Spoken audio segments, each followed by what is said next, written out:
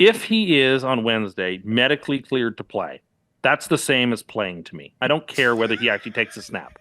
Once you've been medically cleared by the doctors and you are on the 53-man roster, it is as if you have played. Whether you take a snap or not is sort of immaterial to me. You have met all the necessary criteria of a complete and total comeback at that point if you've been medically cleared to play. So if that happens this week, he has come back. Whether he takes a snap or not is immaterial. That's the dumbest thing I've ever heard. Mayo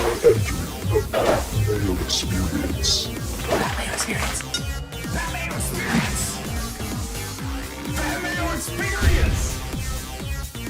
Experience. Welcome to the Pat Mayo Experience, coming at you one day early. It's a holiday season. Schedules get jumbled, but we are here for you to make sure that you either have some lengthy content for your travels or just your regular content that you listen to normally. Either way, it is the Week 16 picks against the spread, game previews, Cust Corner, and a whole lot more. I want to remind you to smash the like to the episode and sub to Mayo Media Network as a Christmas gift to me. If you have never done it, please rate and review the Pat Mayo Experience audio podcast on both Apple Podcasts and Spotify. And check out the Spotify poll for the question of the week. What is the question of the week? Well, you'll need to go to Spotify to figure out what that is. Okay, want to bring him in? It's Geoff Fienberg. Hot week for you, sir. You retook the lead in the spread pick'em.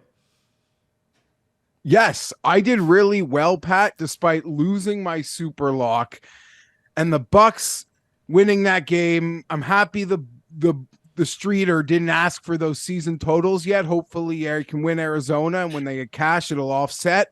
But I did not have a great week in the sense of even yesterday afternoon at 4:00, I sent a message to Paul. I did not do well today. I'm about to double fist the Bills to get it back. But there were five standalone games thus far in the week, and we haven't even gotten to Monday night. And I went 5-0 in standalone games. Thursday, all of Saturday, and Sunday night. And everyone who knows me knows my weakness is a standalone game. So it still came up pretty me. Well, we got a lot to dig into as it pertains to you, as it pertains to those awesome Chargers to see how they do. However, we need to bring in a man who lost his 7-point teaser, but did hit his Saturday free money line and got to do the waddle all around on Sunday. It was Tim Cust. Tim Cust. That is not my name. You doing the waddle? I loved that moment. It still makes me so happy. I don't care what the result of the game was. Being able to just humiliate the Dolphins in that moment just brought me joy. What do you mean? Oh, well, I don't know how read in you are to, or how close you watched that game, but somewhat early in the game when it was still 10-0, Quinnen Williams had a big sack on Tua and waddled over top of him, did the waddle dance. And that offsets the whole day? This is an episode of The Simpsons?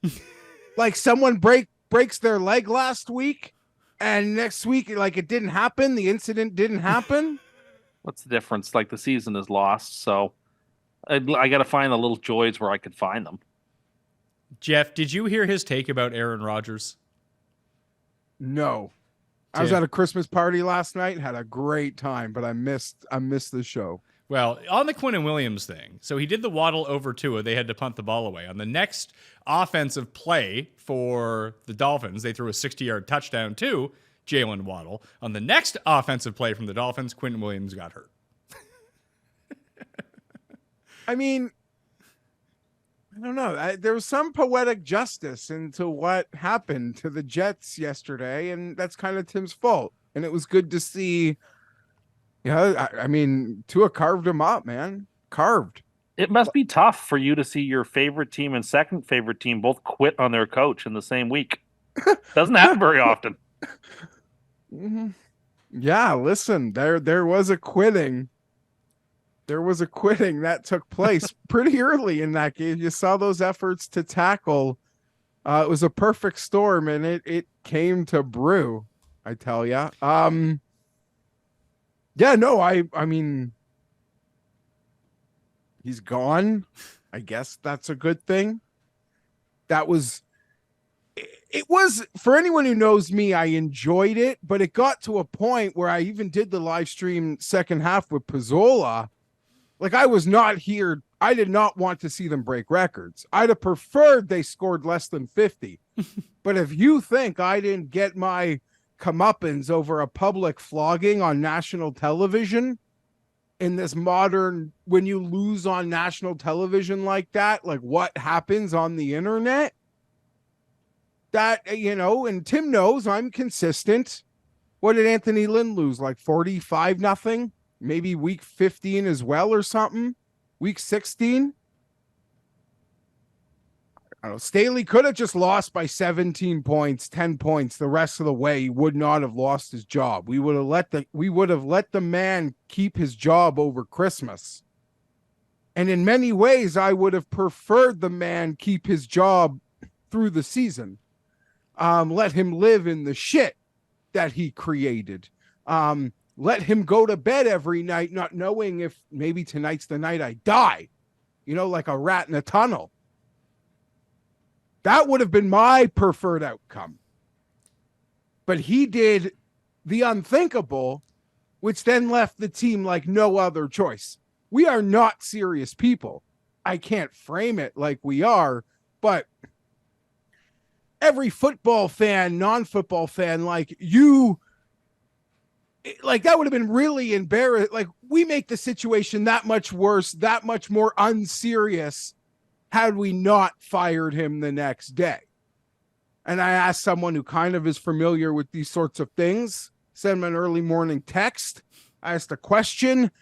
I said, like, what? They're on the West Coast, so what time will this happen? They said, if it happens pretty much between 9 and 10 locally, and about 9:08, the Hogan leg drop.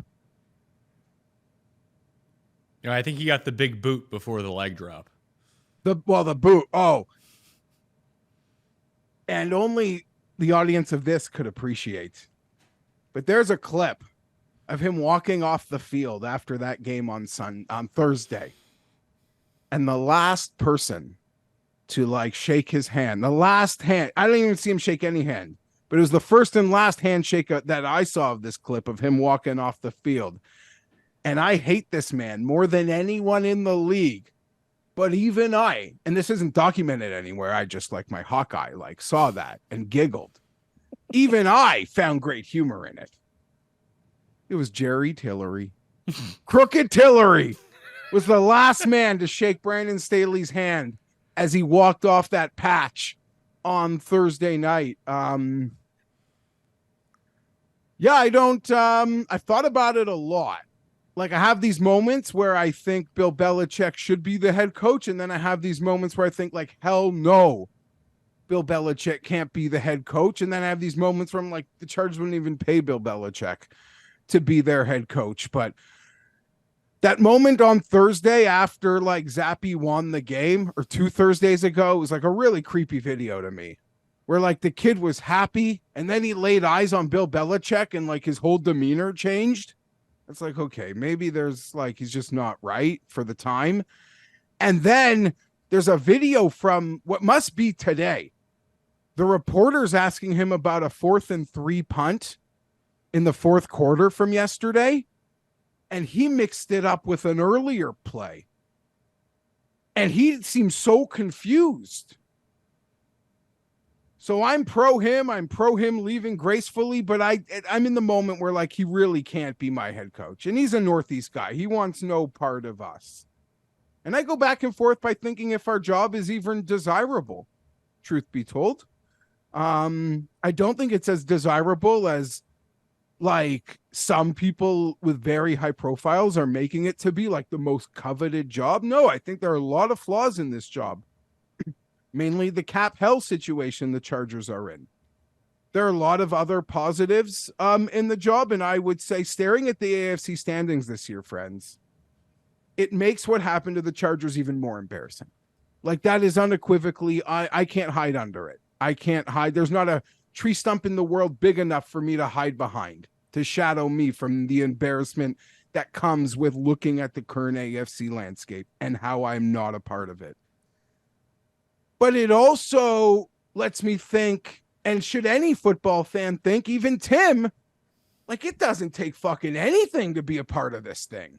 It's not hard at all. You've got to be below incompetent to not be there. So let's just get there. And for all this, like, it's such a bad job you're in the same division as Mahomes and Reed. Look at the standings. And I don't even mean that the Chiefs are like lollygagging a bit this year. I mean, look what this 7th wild card has done. Look at that. No one should be worried about taking a job behind anyone in any division. Your path is always there. But I don't know. Justin Herbert, a house in Newport Beach. I don't want a retread. And people make fun of the Chargers, and maybe I'm like sucking up to them or holding their water, carrying their water. But I don't want a retread. I want to try to hit a home run. And we swing and we miss. And this is embarrassing to say, but I want the exact same philosophy that landed them on Brandon Staley to get this one. Like, I like that thought process. We just swung and missed. You know, the next year, the Dolphins hit on that kind of thought process with McDaniel. Like, that is where I want to go. That is where I want to go. Unless it's Jim Harbaugh. But I truly believe, and maybe I'm holding water, because I know we're so cheap, we'd only hire a first-time head coach. So I'm sort of just holding the water for that inevitability. But in my heart of hearts, I just want a home run. And I feel like, you know, I don't know. I feel like that's where they come from. Maybe I'm dead ass wrong. I don't know anything. But yeah, he's gone. And as you kind of warn people, and no shock, what's going to happen in the next month is you might think Justin Herbert's a loser, but to claim he doesn't elevate, I watch every play. He elevates almost 90% of the snaps. He's elevating someone. He's not perfect, but God, I tell you, he elevates. He elevates. Well, are you saying that this isn't a month-long edition for either JoJo or Geoff? No, you know how this thing works. They didn't even give it to the coordinators. They're just like, you guys coordinated. Who are? No, here's the thing. Who are these people? Who are these people? JoJo has gotten interviews for years around the league in GM cycles. In like the XFL? No, in the NFL. Oh. Geoff is just, I guess he's a football guy. I'm not that familiar with him, but he's been rotating spots at the team even before Staley. So guys like him. Will there be a Monday presser from Geoff, and will you have access to it? No, I don't even. Oh, that's the other thing about Bill. I'm a press conference guy, and the Chargers are a social media team. Like, we don't have anything other than winning a couple internet awards. Yeah, and for our socials. And a social media quarterback. And a social media quarterback. So the fun of like anime to open up the season schedule. That was great. Yeah, buddy. That, do you see my tweet on? At least, hey, keep those. Let those guys GM. Your quarterback is named Stick. Your GM's name is JoJo, and your head coach's name is Geoff. As I said to somebody, like basically Dr. Seuss is running the Los Angeles Chargers. There's nothing serious going on there. It's like, hold on a second. Why you can't? I mean, I agree. There's got to be a reset, but like you're like the interim means nothing. This is just like, who cares who has these jobs? This is like spring practice now. Well, it doesn't matter. The Chargers, I don't remember. I saw that line get to 14 yesterday for Chargers Bills. This is the longest in my life, like in my modern adulthood, that I've seen that big of a number against the Chargers. Probably the 2000 season with Mike Riley, we could have been a 2-touchdown underdog somewhere, but new coach theory though this week, so it doesn't matter how high the line gets. It dropped by the time we get to it. But yeah, I don't. Chargers are about to open a fancy new facility, so maybe someone will like a place to work. But I don't know. Who are they renting that from? Apparently they own that. Apparently they do own that. Yeah, I don't know. Like, do you think they should hire a retread, or am I just holding water by being like, you've got to try. You've got to try to do that again, which has always failed. No, I think you need to hire a CEO who's actually competent, Okay. actually in the Mike Vrabel mode. That's what you need. So that's Phillip Rivers? I don't know what you're talking. No, but somebody who is he's not calling offensive plays. He's not calling defensive plays. You want it to be Jim Caldwell. I think Jim Caldwell, who is a special advisor in the league right now, somebody like, it doesn't have to be him. But honestly, you need somebody like him. You need a Mike Tomlin style coach. You need a person who you can trust to be the president and CEO of the football team on the field. And that is your path to success. Your team is utterly humiliated and needs to be stripped down to the studs outside of like 3 players. How does that work? You need to bring in a coach who will oversee a rebuild and who has some gravitas and will actually manage the team. Not somebody who's designing, triple option plays like Andy Reid does. That works for him because he's got a team he can do that with. You don't want that. You need a CEO to rebuild your team and bring it credibility. So who are those people? Like, name 3 of them. Like, who is that in today's league? Where Bill Belichick, because of Bill Belichick, not many other people want. I don't know. That's a good question. Exactly. They don't. But it's not my job to answer it. It's the Chargers' job to find somebody like that. You just gave a suggestion. No, but look, give me the example. Like, who is that? Who? Name 2 people. Like Jim Harbaugh. I'd love that. He'd be my number 1 choice. I don't know. I wouldn't have said DeMeco Ryans was going to be that type of a coach, and he turned out to be exactly that. So that's exactly what I'm talking about doing, though. No, but you want. But we're bad at it. We're bad at it. You want somebody who's going to call the plays and it's this, that, and the other. You don't want that. You do not want that. So, but there's Ben Johnson. He would want to call the plays. I would not want that. that. I would not want Ben Johnson. But no, I would not. Like for the Chargers or in general? In general, but certainly, it would depend on the franchise. Definitely not the Chargers. That team needs serious leadership who can oversee the entire franchise. But like Mike Tomlin, is he available? You know what? You know who is going to be available, who actually kind of fits Tim's criteria, although he's a terrible head coach, but he might be available. He's like a 3-time Coach of the Year winner, Geoff. You can get Ron Rivera back.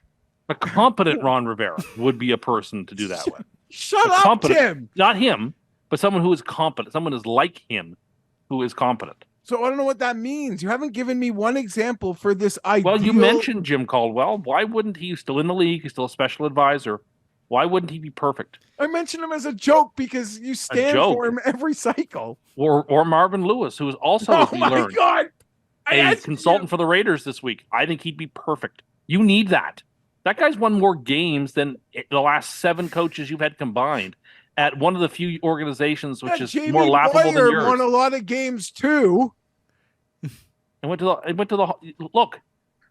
Do you understand the expression "beggars can't be choosers"? Your job is one of the worst jobs in the NFL. It's not the worst job because you have a coach, you have a quarterback, but it's one of the worst possible jobs. You have no fans.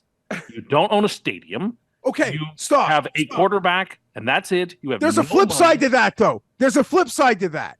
That makes it a really cushy job. Our ownership doesn't meddle. They're actually really patient. You just can't embarrass them. Like, there's one guy, and maybe people hate this, but I'm saying to some it's a positive, to some it could be a negative. There's one guy at our scrums that asks real questions. There's one guy who's literally going to ask you a real question in the entire city. His name's Daniel Popper, and he floats as a electronica music DJ.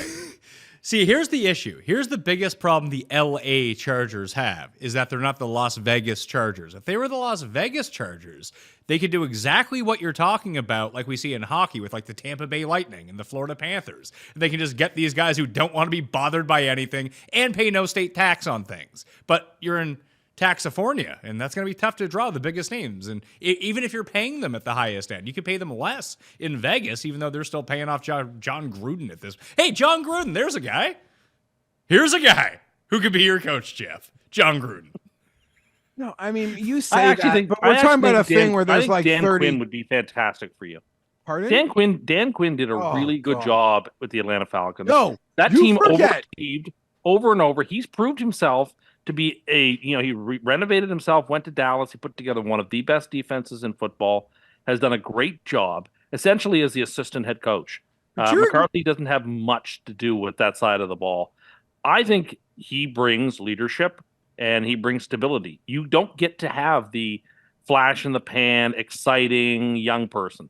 Sorry, you don't get that. You're not going to get that. You need an Eminence Grise who is sort of an overseer from the CEO mold. That's what you get. That's what you need. Maybe you're right. You could be right. I don't like Dan Quinn.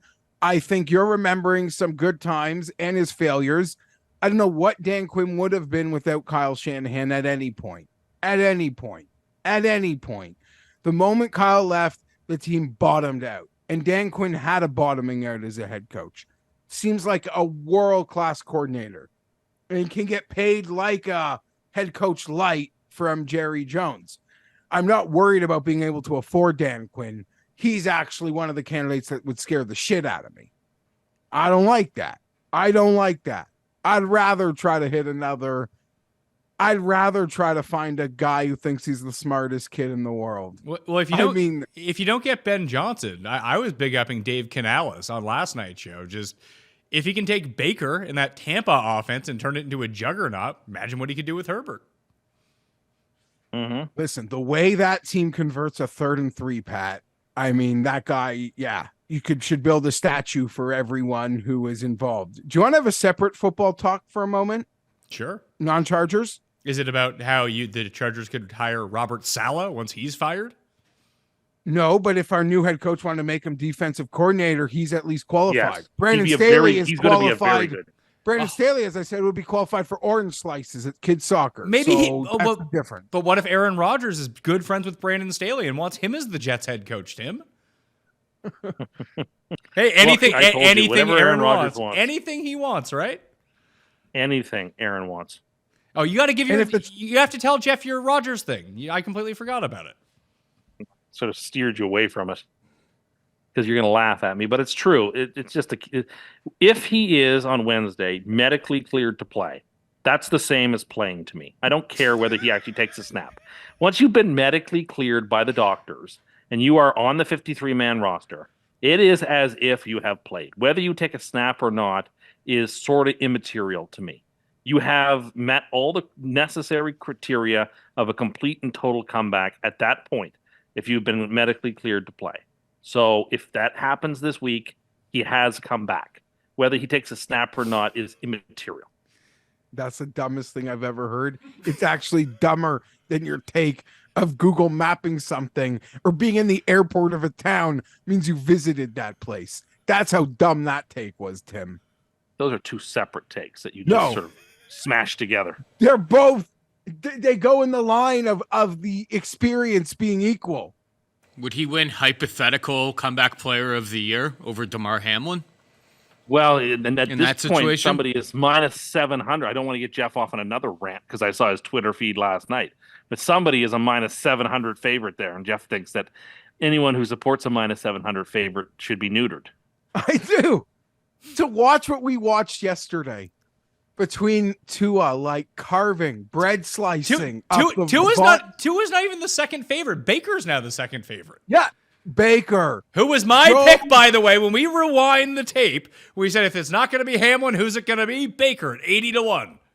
You want to know something, Pat? And I give you credit for it because I actually think I remember it a little differently, but the tape would probably tell the truth. You were all over Tampa, and I ate it. I'm going to have to pay the bill. Don't, I can write the check, but I have to pay the bill. You warned me. Do not fuck around with that Tampa under. But while you were so confident in the Tampa under and in the midst of over for you, or not to touch it for me, I was like, Pat, if you actually think these guys are winning the division, you need to bet Baker to win this award. I don't know that you actually fucked around with that. I didn't because Hamlin was never going to lose it. But to watch football this past You weekend, don't have to watch football, Geoff. They That's give the whole Tua- point. It doesn't matter. It doesn't matter what happens. The guy died. He came back. He's going to win the fuck. They might rename this the DeMar Hamlin Award. They may as well. If he's such a great thing, then they should give him the Man of the Year, and they should save the player awards for playing. This isn't a player game. award. It's a media story award. Okay, so we'll see. I actually think things are the way. I think you got these 4 quarterbacks coming down the corner. You continue to talk I'm yourself. not even invested. Like, I don't even, it's not even about money. And as well, like, to go on another, that Coach of the Year shit is disgusting. It is disgusting. Yeah, Dan Campbell may have wrapped it up on Saturday night. That is disgusting. And we're doing 3-year achievement awards for Coach of the Year now. D'Amico is doing what is doing in 1 year what it took Dan Campbell 3. And I love Dan Campbell, but that's disgusting. Disgusting. And it's just because everyone was so rude to Dan Campbell the day they got hired that they feel they owe him a make good, in the same way they feel this fucking Hamlin a make good in this make good society. That's just so. It should And be a Merry left on Christmas the to field. all, and to all a good night. Well, on that note, Oh, hold on. it's Hold on. I do have the perfect coaching candidate for Geoff, But- Rich Bisaccia. That would be the Fuck off. perfect CEO. Can- He did a great job with the Raiders when he Can't took even over. coach special teams. The Packers suck. I would take him in a heartbeat over what I've got. I mean, I don't know about Geoff. I can't speak to Geoff's quality, but I would take him over what I've got. What about Tommy Cutlet's agent? Can you make him the coach? Or can we just hire up like all the biggest goons from the NFL? Who's that loser from the Philly sideline? Big Sal? Can we get him on the Dom team or too? something? Yeah, Big Dom, Dom. who's been banned from the sidelines for the rest of the regular season. I was reading. Well, probably because he needs a study to be the Chargers' next head coach. Or the Couldn't be Jets. worse. We could, you know what? We could use a bad apple. I've said that a bit in the past. And John Gruden is not the bad apple I'm thinking about. Wrong type of bad apple. Wrong type of bad apple. But I could use a bad apple. Well- Our locker room could use a bad apple. You know who you should hire? And I'm dead serious with this because I've actually been very impressed. And I don't know if he actually does anything for the team. He might just be like a motivator CEO type. Is the Raiders head coach. Pierce. He might get the Raider job. I was going to say, might- if I had to guess, I would say Pierce has an excellent chance of becoming the permanent head coach of the Raiders. Like he just has swag to him. People like him. The players respect him. Like that's the one thing I about agree. Staley. That's the one thing about Staley that it never seemed like he was just some nerdlinger who was out there calling plays and no one really gave a shit what he really thought. Like Exactly, people seem but there were terrified of crumbs. Pierce. There were crumbs. There were crumbs. There were crumps. You're hiring Algie Crumpler. Yes, because there were many examples. Because due to having many star players always injured significantly, there were always star players at home watching the road games on the television with their Twitter hands. What other team, like Keenan Allen's at home tweeting, what the fuck's this guy doing? You remember that? In Cleveland last year? So there were crumbs. No one gave a shit what came out of this guy's mouth. Among others. Yeah. So Antonio Pierce. Austin Eckler, always willing to throw guys under the bus. I don't know whether that's just because he means it or because he does 17 interviews or podcasts in a week. So he's got to have something to say. I don't know. I don't know. I couldn't tell you. This Baker Mayfield thing is remarkable, though, because it's so hard to find, Pat. Literally, when guys are drafted that high or in the upper first half, the first half of the first round, history shows they actually go on to make, and I know he wasn't the backup this year, but they actually go on to make like horrible backups when they're asked to play. Look at all these great backups this year over the years. None of them come from the team who's like trying a reclamation project with someone else's bust top 5 pick. They're all like scrub dudes.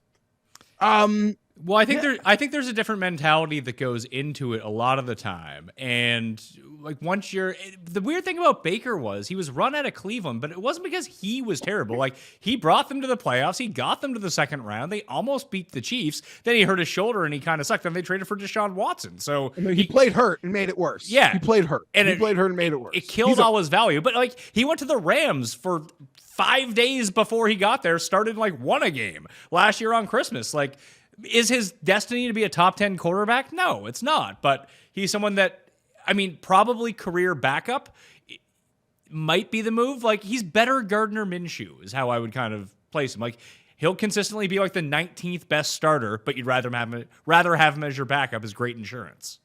But this year, for the Baker Mayfield career trajectory, like I have the Packers with money yesterday. I have my Bucs season total under.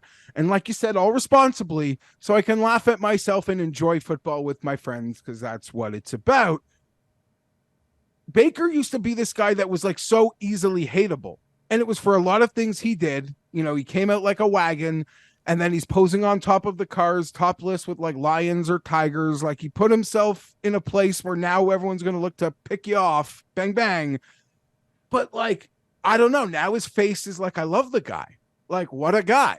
And it's just symbolic of like, square psyche, I guess. And I'm not immune to that. But I don't know. I see him like he's the man. He was slinging all over the yard yesterday. Costing me a lot of money. I got a guy for you. A serious candidate for head coach. Brian Flores. So this is a circle that I've thought about, and he does seem like a badass. You know the Vikings have the number 5 defense in football right now? Yeah, they didn't give him like a touchdown in a month until Jake Browning But they had the 32nd defense a year ago. No, he is incredible. I would say in theory though, Pat, you truly do want an offensive-minded head coach because if someone comes in and unlocks Justin Herbert, like gets him to play to his potential every play, or not every play, but you know what I mean, like does almost for Allen what Daboll did for him, that guy's instantly going to be gone. Like that guy's not going to be around. Then we have to start all over again. To me, it seems so important that the head coach, when you have the quarterback who's as good as what I believe Justin Herbert is, that you got to have someone who's going to literally be there with him, not going to leave, and they do it together for a really long time. Name one instance where that's actually the case. Of the top tier quarterbacks in the last 15 years, give me one example where they really needed to have the offensive the play caller be the head coach. Well, it just seems to be the new, and because I actually don't think I think that's a myth. What about based on people? Maybe Sean McVay and Kyle Shanahan created an outlier myth that now has me like. They didn't create any myth. I mean, Kyle Shanahan's going to coach the MVP right now. What do you mean they didn't create a myth? They call like they are. Brock Purdy's not an elite quarterback. He's going to win MVP. He probably is at this point, although Lamar last night put himself back into strong contention. If Lamar beats them on Monday night, then he'll be the favorite. No, like you look at the top quarterbacks in the last 15 years, not a single one of them needed to have their head coach who was the play caller. That's foolish. Get the right head coach in place. If it is an offensive coach, fantastic. If it's not, fantastic. Get the right person in place. Do you think that CJ Stroud is completely going to be marooned when the Texans play caller is hired by somebody else? Do you have such little confidence in your quarterback who's a star that he's completely contingent on a play caller? I don't. I think you should have a little more faith in your quarterback. Okay, no, you are not wrong. You make many valid points. I guess I was talking about an ideal, perfect situation because now with what has happened, and I'm not, it's like Buddy's now going to learn his like 5th offense or 4th offense in 5 years. Like, what the fuck, man? Good thing everyone else will be gone. So it won't be a problem. Start from scratch, and he doesn't go anywhere. He likes to study. It's not a problem. Well, good thing about your Damar Hamlin not to win Comeback Player of the Year. Aaron Rodgers' hypothetical return will win him the hypothetical Comeback Player of the Year. So I don't know which market you're actually in, but if it's that one, you'll win. I have 3 bets. I have the field plus 320. Okay. I have Hamlin minus 160, which I regret not taking those like minus 105s, those pick'ems that showed up for a couple weeks at the end of September, beginning of October. I just thought they would come back. They didn't. They never came back. And then I told you a couple weeks ago, I put a few shekels on Flacco, 100 to 1. What's he at now? Flacco is at it's MVP. He's not in the MVP conversation. No. He's down to 15 to 1. If he goes 5-0 to finish the season, Not going to be him. I know, but I'm saying there's nothing an old white voter likes more than an old white guy coming off the bench in the pickup game and schooling all the children. All right, Tim, anything else to add about your, like, who do you want to be? Like, if let's say Aaron Rodgers doesn't come back next year either, because, like, he's just, yeah, maybe he won't come back. Maybe would he put it past the guy just to retire? He's not going out, like, he didn't do all this Achilles rehab just to like be in the news. Well, he just did all this Achilles rehab to not play to get his credit for coming back this He may still play this week. I would still say there's like a 5% chance because he will be. We'll see on Wednesday. I think Wednesday was when they'll decide whether he's medically cleared and he's on the 53-man roster. He needs to be on those 2 things before he can play. Well, we do see. Well, they just came out and said, or Salah just said that Zach Wilson is the starter if he's healthy, and Simeon would start this week if Zach Wilson can't go. Well, yeah, but that's all contingent upon Rodgers not being available.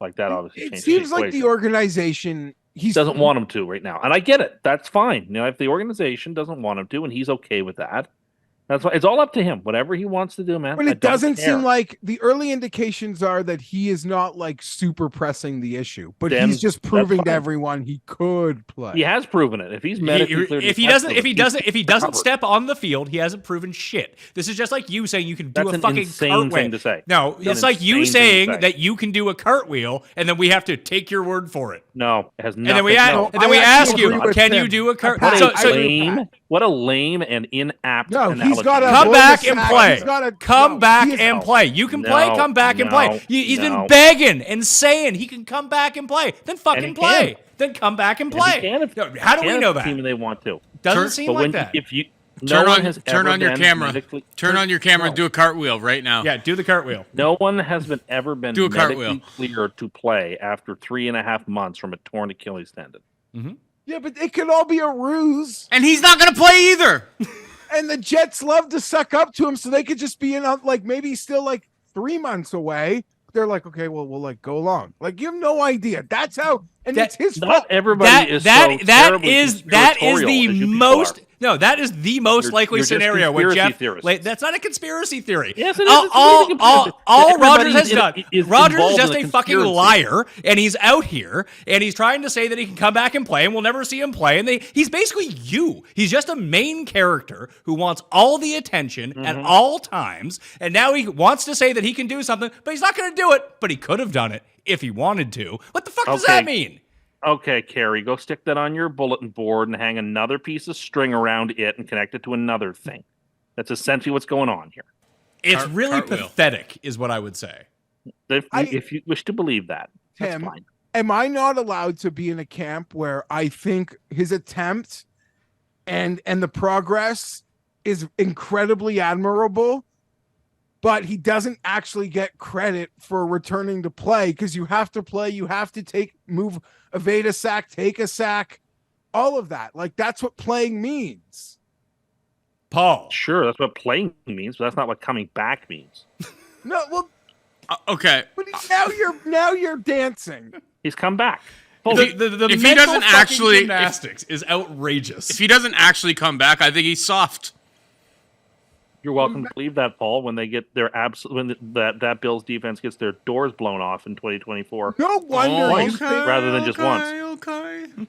Rather No than just wonder once. you We'll think see, you bud. can do We'll a see about that. No wonder Well, you, I just really think you should gentlemanly let me go double or nothing on next season, given that this season was ripped out from underneath me. No, on I'm the first taking day. I'm taking your money and we can run it back again.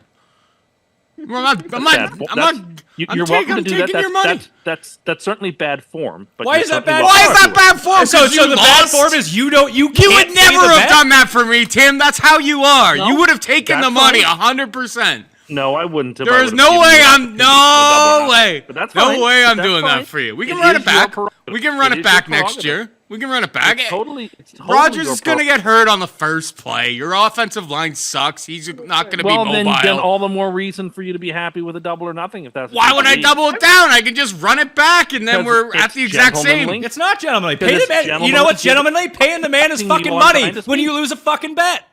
I said I would, but it is also extremely gentlemanly to offer somebody double or nothing, particularly Didn't given realize that you the were cussed. entire- I Didn't am realize still you were speaking. cussed. Or pay the I'm man his still fucking money. I'm still speaking.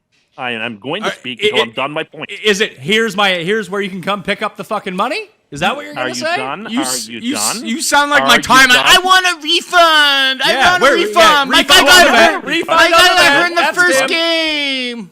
I just think I know I would have Give me given my you double or nothing refund. if Josh Allen got hurt on the first game of the season Josh and missed is- the whole year.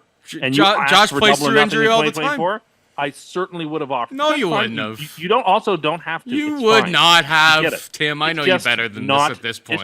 It's just not gentlemanly. You wouldn't that's have done it. You definitely wouldn't have all. done Of course it. I would have. No, you wouldn't have. Jeff Tim didn't strike me as a refund, bro. No, Tim is I'm now. asking for a there's- refund, but I'm right. I'm I am objectively so right on no, this. no, no. It's about Tim, being. It's fair and it's really- balanced. Fair and balanced. This definitely goes against the decorum of double or nothing when it's like a year to date for payment. He offered to run it back, but he has a year. You don't give up the year. This isn't like when me and you made a bet and then the Chargers and Jets were playing like 2 weeks after I lost the bet to you. So it's like, yeah, we'll run that back. This is not. This violates the fair terms of double or nothing. No one doesn't. But Yeah, that's it also absolutely but it's also does. completely up to him if he doesn't want to. That's fine. Like I respect that. Yeah, but you Totally seem to respect be, that. you begrudging him for it. I think is against the like.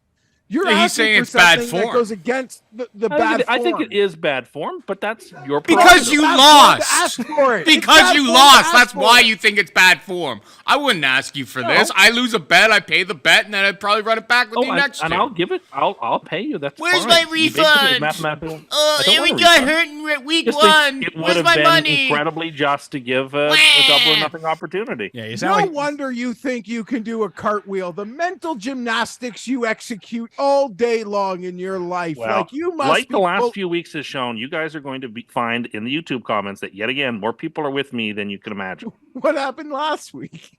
I Well, know, not, but maybe not last, but like 2 weeks ago. we ran a poll last week of who's most insane. It was more lopsided than the actual vote was last year. Yeah, it had like 35 voters. It's That's like not, that's that, still that not. is that is untrue. It's like 80 voters or something. That It's is completely that is unrepresentative. Yeah, it was- untrue. No, it the wasn't. number you I gave sho- me, you said it was like 83. No, I voters. didn't. So I showed you make the up that exact number, or you're number. making up this number. So now it's gone from 83, 30 I think to is the number. 83. No, I have the number. It's right here in front of me, and I showed it to you, I and don't it has trust the not number. changed. You don't I don't trust trust this the number. Listen to this fucking I don't guy. trust it. Oh, he wants I don't trust the number. he wants a refund on the vote too, Jeff. There'll be a real vote. Tim can't pay off anything. Nothing Tim, is just to him. The bad form in this situation is you sort of feeling like a victim about I'm not a victim. double or nothing. He's a victim I'm because not a he victim. lost the bet. He's a victim now. Maybe he'll join a No. class action lawsuit against I'm not a Paul. victim. Yeah, I mean, if you think you guys look anything but ugly attacking me like You this, should I guess you're have. gonna find You out. should have taken the Vikings bet that I offered you, and we'd probably be broken even at this point. But you didn't. Yeah, at this, you're right, because it does look like now the Vikings Looks have bad. a very thin path to the playoffs. I had So, a bad opinion on that one. Dude, and I would be empty if you took any of the bets on the Raiders. no, this but see, year. I've learned a valuable lesson. I said this like earlier in the week in my chat. I will never, ever, ever, ever, ever again take a bet like that. I'll never do it again. I've Which learned my bets- lesson. So Why? we're You not. could So we're win not them. running it back next year. No, we're not going to run it back next Okay. year. I'm going to pay you the money, and that'll be that. Then why would have I done double or nothing? If Because you're it's gonna still a back live out like bet. this, because you would have Because okay, double or nothing next year. You just would have perpetuated Oh, no. it forward. Yeah, and You would forward. have so you would have Of course I not wouldn't. paid him next year then? Oh, Oh no, of course I would have paid him. It would have been a live bet. I would of course paid it. Hold on a second. But I'm going to pay it. No, I'm just not going to do it anymore. I've learned a lesson from all this. Believe when me. you have the Jets going 12-5, Which I won't. You will be excited to make this bet again. Honestly, I don't care what the Jets do. I don't care. Like, whatever, man. I'm just going to have a low profile. And if they do great, then that'll be a fun treat. And I hope they do great. But I don't care, man. I don't care. Whatever. I hope they do fine. I hope they do. I hope they win every single game. But I'm done getting like my hopes up. That's the point. Guaranteed you have a 14-3 record for them. If Aaron Rodgers is cleared when we do the AFC win total show. Guarantee every year. I don't care. Or their range of outcomes will be anywhere from 17-0 to 3-14. I just don't really care. I hope they do great, but I really don't care. After the week, what was it, 8 win at the Giants, 13-10, Cust had them winning out this year with Zach Wilson as their quarterback. Yeah, they're awful. It's never going to get better. And it's okay. It's never going to get better. Do you ask for a refund on the season? I feel you, Tim. I feel you, buddy. So the overall records, like I mentioned, Geoff has moved into first place with an 11-4 week with a game to go. He's 118-103. That's one game ahead of me. I went 8-7, so I'm 117-104. The coin is 8-6, went 116-105. Tim went 6-9 so far, with Seattle pending tonight. With Geoff and I both have Philly, and 107-114. So a win will get you back to 6 games of 500. So you're still right in that realm to do it. Mm-hmm. I still have to have a big week, but it's there. Possibilities aren't gone. And both of you lost your super locks, and I won. So week 16, 17, 18. Tim can still pass me. Geoff is eliminated. I'm 9-6. Tim is 7-8, and Geoff, after 2 pushes, is 5-8. So you just can't get there, Geoff. Embarrassed. I'm just I'll just have to think about my record from last year, but I'm disgusted. The 7-point teaser lost because Dallas did not cover their leg of the teaser, but the Saturday free money was a winner, Tim. Yep, it was. And we got some Christmas free money this week in addition to a teaser. Ooh, okay. So let's go to the Thursday night football game. New Orleans at the Rams. The Rams are currently favored by 4 points against the Saints. Michael Thomas will not be returning off of injured reserve, although Chris Olave, he is not practicing yet this week. He could end up going on Thursday night, which would be a boost, I suppose, to the Saints in this spot. I'm going to take the Rams, -4, Geoff. It's a really big travel ask on a short week. Like, I'm shocked they would ask anyone to do this in the league. I mean, I feel like people really overrate this travel. It's not like they're going on horse and buggy here. It's 2 days, man. It's a quick turnaround. You should be playing like in division. Thursday night started simply in division. And then the problem was the other side of the coin is division games are too valuable. We shouldn't have to play them so quickly on such a short turnaround. So I don't know what the answer is. Stupid game, the Saints. They suck, though. +4. Even with all of that travel, Tim, he's still going with the Saints. I'm going to take the Rams. They're just a superior team. This would be big for my Tampa to win the division bet. I need the Saints to not pick up a game on them somewhere. That Tampa Bay can beat C.J. Beathard and the Jacksonville Jaguars or something like that and try to get the game out on top of them. But all right, so me and Tim with the Rams. Geoff, and is this one you can watch? Is this a watchable Thursday night game? There are 3 watchable games this week. 3. Count them. 3 watchable games. This is one of the 3. You only have 3 watchable games? The rest of the games are... God, this is a bad week of football. Maybe I'm glad that most of these games are on Christmas Eve, and we won't be able to give them the due attention that I usually give the games. Because I think this game, the last game, and the Dallas game. Those are the 3 games that interest me. No, like Browns Texans. Everything else is trash. Browns Texans is a good game. It's all right, but I don't really like it. It's not one I have to watch. I don't need to watch Joe Flacco. I've seen enough Joe Flacco in my life. I've seen Joe Flacco on the Jets. Tired of people telling me too. Man, the Jets should have brought in Joe Flacco if he wanted to be there. What's the point? Well, he didn't want to For be what? there. That was the point. Can you blame him? Well, he went to a team that's essentially suffering the same. It's funny, like they're sort of like parallel seasons, the Browns and the Jets. But just the Browns have overcome it all, and the Jets haven't. Browns have a better coach. Maybe that's what it is.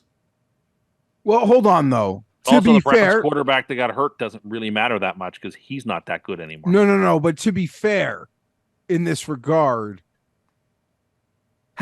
like Watson got at least to what, week 7 or 8. Yeah, but he had Past that, but he had missed time in between there as well. And, You're right. And their best offensive player got hurt in week 2. Like Yeah. the thing is, had Rodgers probably been healthy for 8 or 9 weeks, the Jets are probably still in the playoff mix. See, I don't they'd know. be like where the Bengals are now. Well, for 8 or 9 weeks, the Jets were 500. Yeah, That so with schedule was Rodgers, really they're- hard yeah, early too. It was, and they nearly won games against like really elite teams too. And I'm not here to glad hand Tim. No, you shouldn't. I don't want it. But then they just went on a losing streak when in the theoretical world where Rodgers gets hurt, like how much better is their record? Because they beat Philly, they beat the Giants, they beat the Broncos. They would have beaten the Patriots. They would have beaten the Chiefs, given those 2 games. I mean, the Jets can't beat the well, They're that- beating the so that's tough. Chargers. Like, And what are you they would talking have probably about? beaten. Like there's at least 4 wins there, What are you right? But talking who about? cares? Who cares, right? We've already conceded I was right about a hypothetical championship, and we've Oh. already conceded that the season is a waste, and that there's no reason to get excited for next year. Do you think, Pete, the people who have your vote or my vote, you think they enjoy hearing that? I don't know. Like, even this hypothetical championship and this hypothetical he came back and played, it doesn't play It's well. not hypothetical when the medical team literally have cleared you. Ugh. There's nothing hypothetical about it. Those are medical professionals who are putting their name behind clearing them. I've never seen a goalpost move so far for something. It's embarrassing. Saturday, there are 2 games, Cincinnati and Pittsburgh. Mason Rudolph is starting for the Pittsburgh Steelers in this game. They are 2.5-point dogs to Jake Browning and the Steelers. It doesn't seem like Jamar Chase is going to play in this game with a separated shoulder, although I don't know what the severity of it is. There haven't been any more injury reports on it, so I don't know. I'm just assuming he's not playing because I heard separated shoulder, and I would guess that he's not going to play 7 days later. I've been wrong on injuries before. Tim, does the line seem too low for Mason Rudolph? Yes, it does. Mason Rudolph is terrible. Steelers season is kind of over. The only thing that keeps them together is that they are, of course, Mike Tomlin is an excellent coach. And, it's hard to completely give up on that team, despite every reason to think after the last 3 weeks, oh my goodness, the regression is coming to get them in a way that we're supposed to. I don't know, man. I think Browning is good enough. So, given that one quarterback is horrific, the other quarterback is all right. And it's not like that Chase is the only weapon the Bengals have. I'll take Cincinnati. I don't love it, though. It's interesting, Geoff, because everything just tells me, like, hey, 2.5, just take Cincinnati. That sounds pretty good to me. Like, super lock that one in. Bengals 0-4 in the division this year. Yep. And the first Buddy's first game was against Pittsburgh, and it kind of felt like a bad spot, and he got, but I don't know. There's so many. I give credit for the guys willing to toss the Ducks. You watch these backup quarterbacks, some of them suck and just take a sack and are useless, but some of them are willing to just throw these most lifeless footballs in the air. This Browning ball at times looked like a changeup. The guys couldn't catch, like the opponents couldn't catch it. Sometimes his guys dropped a bunch of them too. Pittsburgh, last home day before Christmas, you feel like they've got a punch in them. They're down so bad. And there's like a level of embarrassment there that shouldn't be happening for a Tomlin team, where every year where they're about to flirt with 500 or something, where they've overachieved or underachieved? Are these Tomlin going to be let go rumors? I want to say they seem a little louder this year, or we can acknowledge maybe since last week, I have just sort of been like in that zone of the internet of coaches fired and like who might be around. So maybe I'm just 4chan? seeing that more. Pardon? You just been on your usual 4chan, 8chan links. No, I don't do any of that stuff. Yeah, I don't know. It seems like there's a lot of loud, this could be the end for Tomlin, but I'll never I can believe honestly that. say, and I'm pretty wired into this, I really haven't seen that. I'm surprised that you say that. I really haven't seen that same sensibility, like that groundswell. I haven't noticed. Well, they look horrible and they don't have answers. And They he's do been look saying horrible. he's been saying the same thing at that podium for about 5 weeks and nothing's changing. Well, what do you do when you've been dealt 6-3 offsuit? What do you? How many times can you Yeah, say? no, I'm a hand? fan. And you mentioned the Chargers would need, I mean, he would be the I think, well, he's like the principal, right? Yeah, like well, he's he would the be a ultimate fantastic. Yeah, principal. he would be a fan. Oh, are you kidding me? I would think there are 20 teams in the league that would fire their head coach tomorrow to hire him. But then there are Steeler fans who are like, you guys are so dumb. He's just like a modern Jeff Fisher with a Super Bowl. It's like the 8-8 master. It's an interesting. Yeah, but he has 0 losing seasons. He has one Super Bowl. Over. Sure, and he got to another one. He's been to the playoffs a ton. I take that, by the way. You told me over the next 15 years my team only gets to win 1 Super Bowl. You have no idea how much I would take that. Yeah, but your team has the longest playoff drought in professional sports in North America, in a league that is designed for everyone to make the playoffs, like year over year. Yeah, look at the standings this year. less so than the NBA and the NHL, but yes. No, more so. Way more You're the- so. More so. Wait, Tim, more so? You're the ultimate More worst so? to first guy. Worst to first guy. Yeah, but they don't let most of the teams in the way the NBA and the NHL do. Well, it's now one more 2 more, but yes. in the conference. Since Well, they've yeah. gone to 7, it feels pretty equal. It is more. I mean, we're seeing it again this year. It is too watered down. The 7 seeds are not good teams. It just sounds like you really don't like football. Like it. I am not. I'm not in a very good pro football mood. What are you happy I'm not in a about? good pro football mood either, but I love football and I can get romantic about it at times I too. don't- Like that Rose don't- Bowl, I can get I'm not romantic. in a about romantic that. mood. I I'm not in a love romantic that mood. there's like 7 teams that could make the playoffs in the AFC. That's great. No, I agree. That's fun. But I also like, if you're a bad team, that's also got to be like, okay, well, it can't be hard to get back into this thing. Look what those teams did. I feel like Geoff felt like in like March. But No Aaron, spark. but Aaron Rodgers is back. No, I mean, well, he is back. Well, he will. He hasn't been medically cleared yet, but if he does, yeah, he is back. But I don't know. There's 3 games left. It's a wasted season. I don't know, man. Did you guys see what that NFC wildcard game looks like right now? Like, I think there's a, to not get romantic about football, how could you not if Stafford's playing the Lions in a playoff game? Is they're trying to restore it? Stafford versus Goff, the challenge trade, playoff edition. Like, that is, I mean, I have no team anymore. Like, that's the shit I want to see. That would be a fun game, but it'll be punctuated by trash games in the first round. Oh, there'll be a few. Yeah.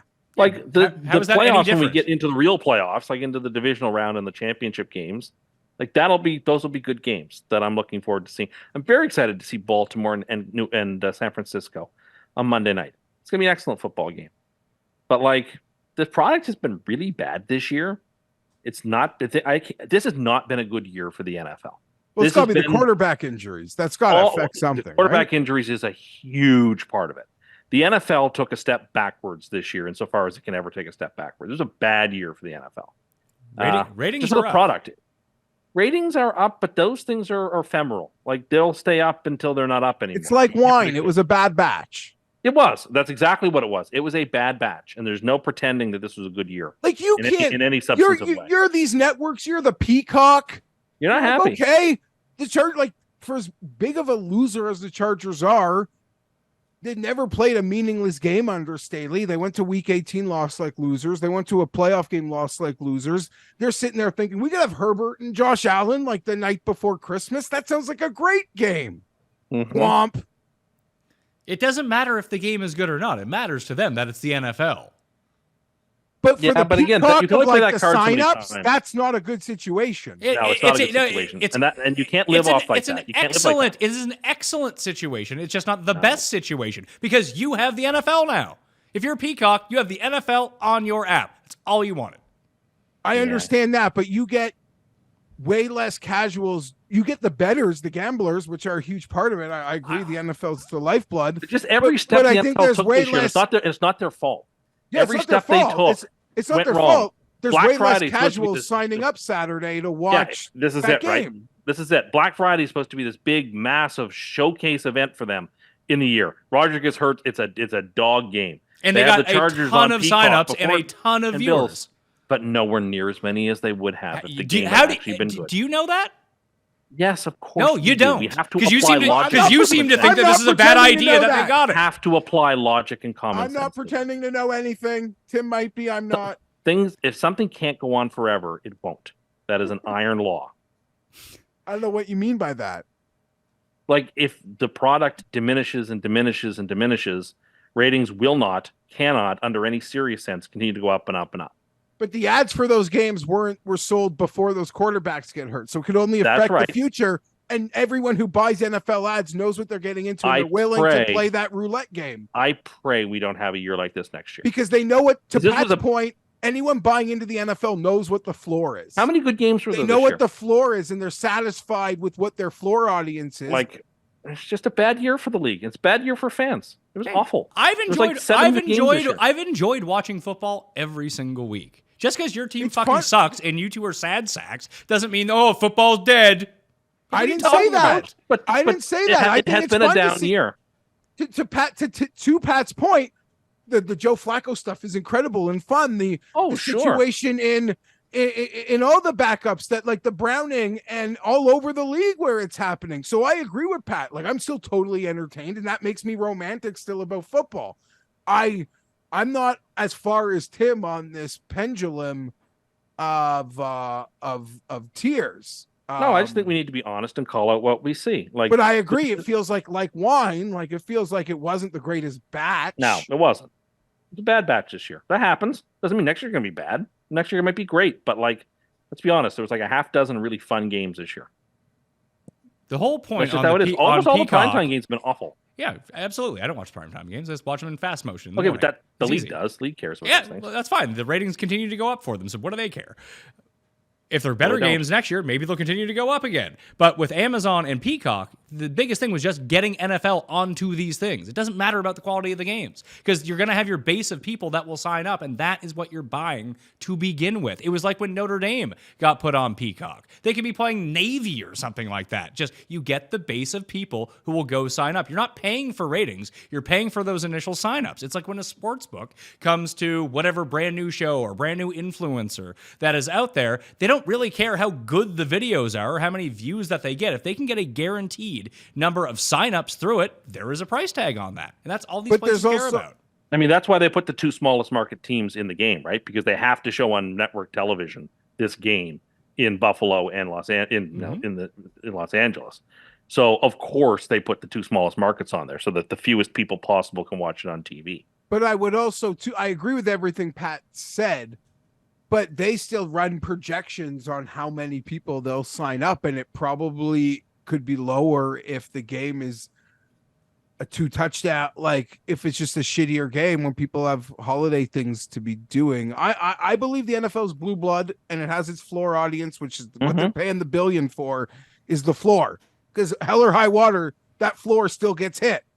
But the ceiling can't get hit on that game. No, It's it impossible. can't. But when you go into this, like, do you think that these companies are running projections and paying all this money to be like, well, only best case scenario can happen?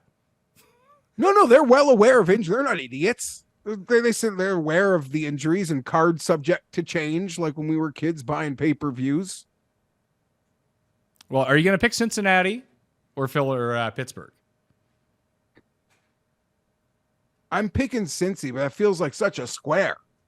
Yeah, it does. The line feels wrong, and that terrifies me. It's a lot like that Atlanta game from last week. And they're off such a great emotional win But because it's Pittsburgh and they've been so bad in the division and it's such an important game, I'm dumb enough to think that can offset the malaise that could come in, the days after such a great comeback win. I guess the big thing would be that the Bengals have to win this game. Like, if they have any chance of making the playoffs, like, they're still in it. They're 8-6. They don't have a good shot at making it based on the rest of their schedule, but it's almost impossible without this win. And ditto for the Steelers. You made that point last night on the live show very well, that they have like no tiebreakers on the face of the earth. Their only path to the playoffs is to win all their games. Yeah, the broadcast actually highlighted that quite a bit because of how bad their tiebreakers were. Well, I was watching Sunday Night Live, participating in Sunday Night Live, where you people should be getting your information from. Well, this game happened on Saturday, and I was watching it, so I heard what the announcer said. I'm sorry. I didn't watch that game with sound on, sorry. You weren't watching many games, as you declared. No, not last week. There was I watched a bunch of games yesterday because I was watching football, but no. Buffalo and the Chargers. It's down to 10.5. What? Yeah. Really? Is someone hurt? I don't know. But when I opened this, at the beginning of the show, it had gone down from it had gone down from 13.5 to 12, and now it's 10.5. Chargers. I saw 14 last night. Chargers steam. So what's the logic? The Bills, it's the D playbook. They can just get out of there doing nothing. Yeah, the Chargers got a little extra time, but that time is marred by a coaching change. And I heard the players weren't even just because they fired Staley. In sort of some of the discourse, the reporters on site were like, yeah, the players aren't even back here till Monday, so we won't even get a chance to talk to them until then. So it's not like who's working? The coordinators? Sure. We suck. 10.5? The Bills can't. In the excitement of yesterday, I forgot to ask Paul what he actually feels about the Bills right now. What do you mean? What do he feels? But I would where is he at? Is he we're definitely back to being a Super Bowl contender, or where is he mentally with them? We're so back. Okay. I just wanted to bring up the fact too, because Tim's trying to shame me. After the game, week 1, you guys have that amazing comeback victory led by Zach. You posted this meme. Paul, better start counting your $500 bills. Yeah, I did. Now, am I supposed? Oh, now that there's actually pretty much no way for you to, you would have taken my money. You would have. Well, Tim. yeah, but if you had asked, you didn't ask for this until it was mathematically impossible for you to win this season. I would never ask you because I'm not a refund, bro. No, I'm not. I'm not saying you are. But if the shoe were on the other foot and you had asked me to go double or nothing, I would have said yes. I saw this after a heartbreaking week 1 loss. I see this meme. What am I supposed to? Think? The money, the bet is on. There's a couple of things here. First, that meme was made before the game. Secondly, it's an excellent meme. It is a great meme. I had to use it. Third, that win on week 1. I've been a Jets fan for decades. That is my most favoritist win that the Jets have ever had.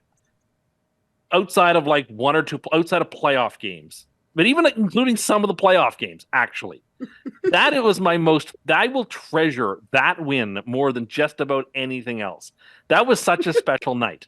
So I was on cloud 9 beyond when I posted that because it had already been made. And anyway, you can understand the circumstance. Okay, let me add this in as well. There's a football league, a fantasy football league that I'm in with Pat and all of their buddies. And Tim is a commissioner. I've asked Pat for rules about it. And he said, ask Tim. But Tim was also fighting for one of the last places in the league. I reached out to him multiple times. Crickets. Why? Because last place has to pay $500. Second last place had to pay $300 or something like that. And I got zero back from him multiple times asking. Why? Because this is how Tim is. He's asking for a refund now, but he didn't give me any information on that league because he wanted me to lose so that I have to pay. That's how I read it. I can appreciate that's how you read it. It was me being completely incompetent as to why I didn't get back to you. There was no malice. It was all incompetence. And that was the reason. I thought we had sent you the Constitution. There's a Constitution? Oh yes, there's a formal written Constitution for the league, and I thought we had sent that to you. And I apologize. Look, I have a lot of shortcomings. I have a million shortcomings. I apologize for all of them. This one And sounds... and I apologize if I made Paul feel upset because I don't want to do that. So I fully Well, now you're just trying to get me to feel bad I don't take your money. I'm still taking your money. No, absolutely. I'm sincere when I say that. Why are you patronizing Paul? Saying sorry to somebody is not patronizing. No, it's the way that I mean, is that how you see apologies, Geoff? As that there's an ulterior motive to them? But we never got to the root of why you didn't send him this information when he asked multiple times. Because I'm a fool and I just didn't get around to it. That's the reason. There's but no defense. There's no defense. Up. It wasn't malicious. I just didn't get around to it because I'm a fool. But then he also didn't get around to it on multiple occasions. Literally, I also ever. didn't make a single trade in that league this year when my team was bad. Yeah, because you were trying to hold on and not come in last place. You were too cheap trying to hold. Yeah, you didn't want to pay. I did very little in that league this year. I was very disconnected from it because I was awful very early in the year, and I was very disconnected from it. Yeah, but you should respect your commissioner duties. I agree. I should have. I was wrong, but it wasn't. And Paul did end up finishing ahead of me. So, if he thinks there was any malice, there wasn't, and I get what I deserve. Yeah, no thanks to you. I didn't even know that there until the last 2 weeks. I didn't even know that there was a penalty for the last places in the league. And well, stuff. That's brand new. That's brand new. Just saying. It's funny how when. Paul, here's a lesson, bud. Read the manual, pal. Unless they don't send you the manual. That's all I'm saying. Look, he is right and I am wrong. I have no defense. Nor will I muster one. All right. So who we take? The best half of football. That was the best half of football. It was a destruction. And it wasn't even that bad weather. It wasn't. It wasn't. For the middle of December, that is literally as nice a draw as you can get. Well, I don't know. It was still raining. It was raining. It was a little cold. But in terms of the temperature, so congratulations to what a showing. Are you going to this game on Saturday, Jeffrey? No. And here's the thing. My 8-year-old nephew is devastated. But I told him I'd rather be dead. I'm not going. You think I'm driving from Carlsbad to Los Angeles, that cesspool, to see Easton Stick? My dad called me, tried to talk, and I don't say no to my dad ever if often. I said, Dad, I can't do it. If he wants to, if he wants to watch Thursday's game, every single play, all of it, and then tell me he wants to go to the game still, maybe that'd be the only way. But no, we're not. I'm not going. I might take him to the Holiday Bowl, which is USC versus Louisville. It's at Petco. It's about a half hour away. And at least, I don't know, got to go, I always enjoy heading into downtown San Diego. But if you think I'm going to that cesspool of a city to see Easton Stick, you don't know me. Don't know me. I don't want to go to the team store that bad. I'll make it up to that kid. All right. There'll be other games. There will be other games. This not a chance. Bills or Chargers, 10.5 is the spread. I'm going to take the Chargers. I'm also way more intrigued on the GM front search, but hopefully we don't hire an idiot. But I don't know who anyone is. I could literally, I'd be lying. I'm going to be an expert to know who all these guys are. I just want them to help make decisions and Philly or Kansas City or San Francisco and have been there a long time and been a part of important decision making. Who have you recommended? I don't pretend to know what I don't know. Have there been any thank you texts or recommendation texts No. sent in the last 3 or 4 days? No. The last message that was sent was me asking him if he had the guts to leave coach at Logan Airport in Boston. Okay. So the last correspondent wasn't, and usually, like, it doesn't matter. Like, I could be mad about something, but I will still glad hand. Do you know what I mean? Because, like, almost as much as important as the team winning is access. Like, I'm sick fuck like that. So, like, I don't want to disrupt the access, but I was rude to the access. And he probably doesn't appreciate the same way you guys send me a nasty message on the internet. The difference is he actually has a say in what happens. You guys yell at me when you lose money on the Chargers. It's not like the coaches call me and ask me, like, what should we do? I have no involvement. So he can't, like, just a fucking chirp like me saying, like, do you have the guts to leave coach at Logan? You guys will have to hash this all out in Canton.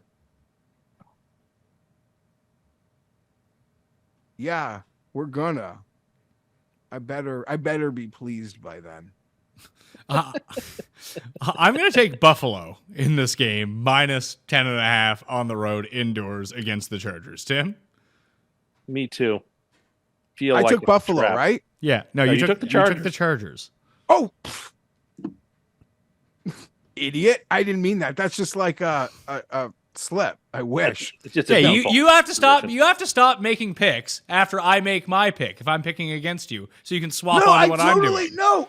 Everything I said, there's not a chance. I swear on my life, that has nothing to do with the pivot. I'm not trying to. Fine. You want me to stick with it? No, I'll you stick did with it to me 3 times last week. I don't even notice I'm doing it. And there's no way. I've done it like 3 times in a You month. did it Sarah. 3 times last week. Just the one game, the Indy Pittsburgh game. No, and you did it on the Miami game as well. Because Tim. Yeah, Oh, see, now it's twice. So now it's twice.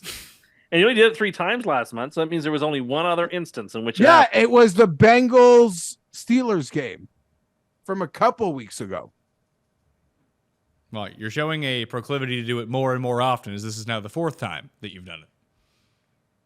I'm reminding of the times.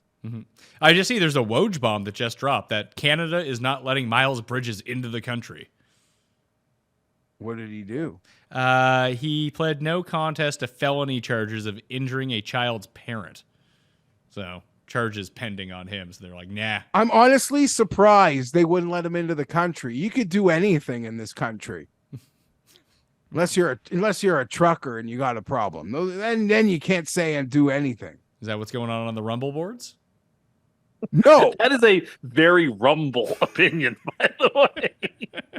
That buddy. they have taken in through osmosis. No. I mean, like these people walking around our lovely malls at Christmas time saying what they're saying to a police officer. Oh, terrible. I'm saying if that Terrible. was a trucker during that shit who said that to a police officer, would have been handled a lot different. Okay. So anything goes in this Trudy land.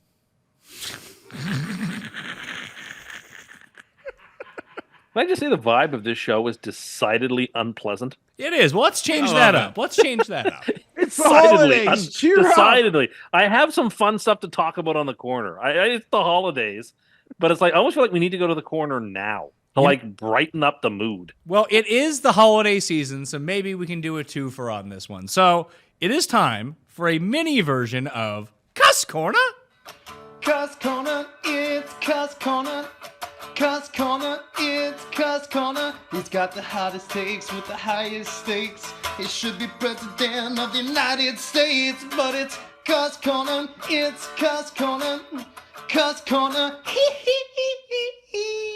So I have come up with a great innovation that I would like to see implemented at grocery stores. I think there should be parking spaces that are designated for people who are going to be express shopping. Like, I'm going in to buy one item. I'm going in to buy two items. Right next to the handicap parking spots and the expectant mother parking spots, there should be spots set aside for those of us who are parking. We're going in quickly to get one or two things, and we're quickly leaving. Just like you have an express checkout, you should have an express parking spot, because there's nothing more annoying than having to park at a grocery store leagues away from the door when you're only running in to get one thing and then having to run out. Okay, so you brought this up on the weekend. Some people supported it and some didn't. I'm with you. I agree with you, but I think that there needs to be amendments to it. I don't think, because I started to think about it a little bit more too. I don't think that you want, because, I mean, once you're past the handicap parking and you're past the expected mother parking, well, you're pretty far away at that point anyway, so who cares? It's valet parking that you need. And you have to use the express checkout, not the people. Like, you have to scan your own stuff to be able to do it, because that's the fastest way to get in and out. That if you're a part of this, you throw the keys to the valet guy, you're like, I'm going to be in for 5 minutes. You go grab your two things. There is a dedicated self-checkout thing that you can just fly through. Everyone who's using the valet part can do that, and you just work it like a turnstile. Boom. But then you would have to tip the valet guy, and you wouldn't do that. Oh, you precious. Like, you have to walk a lane to get in because you're buying one thing. Whatever, man. They Really? accommodate. Just, you want one thing, do the mobile, you pussy. Wow. They've got What a mobile take. parking. What a take. No, what do you mean? Parking for one thing buyers? Yes. For like one or two The things. people Express who fine. have their cart, what about the people who have their carts full? Why should they have to schlep all the way to the back of the parking lot? Because they're buying more. Why should I will patronize the You grocery can store park more anywhere. often that You has park at the open express spot, just not a handicap spot. I would like to have an express spot. There's not, like, I'm one of these people, and I'm not alone, as we discovered on Saturday night or Friday night at the Christmas party. If I'm parked far away and I get out of my car and start walking to the store and I see an empty spot closer to the store, I will get back in my car. What? And I will move it. Wait, And I will what? park. That's Yes. that's negative EV, bro.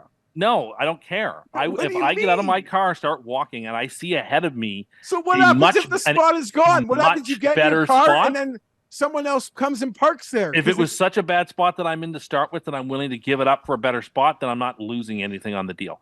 If there is a much, much better spot in my eyesight as I time start is so walking, useless. I will go back into the car and I will turn it on and I will move myself to that spot. And you need an express spot. You're in I such would a like rush. I would like Get out of here. It's about convenience. That's I don't not, but want to that is, have but to that is, walk hold on, long but that is inconvenient, because now you're doing more walking than you would have done before. I want it to be not when I'm done. I'm not though. Yes, you are, Less because you've walking at the end. already walked up to see the space, then walked back to the car. No, you're not Got- walking all the way to the space. You walk if you can see in your eye line. A much better space is available. You get back in your car and you. And then what if you see like cars turning into the lane? Who agreed with you on this? I've never heard of this before. One of our friends, when we had this conversation what? outside, said, "Well, I only discussed it with a couple of people." Was it the laziest person we know?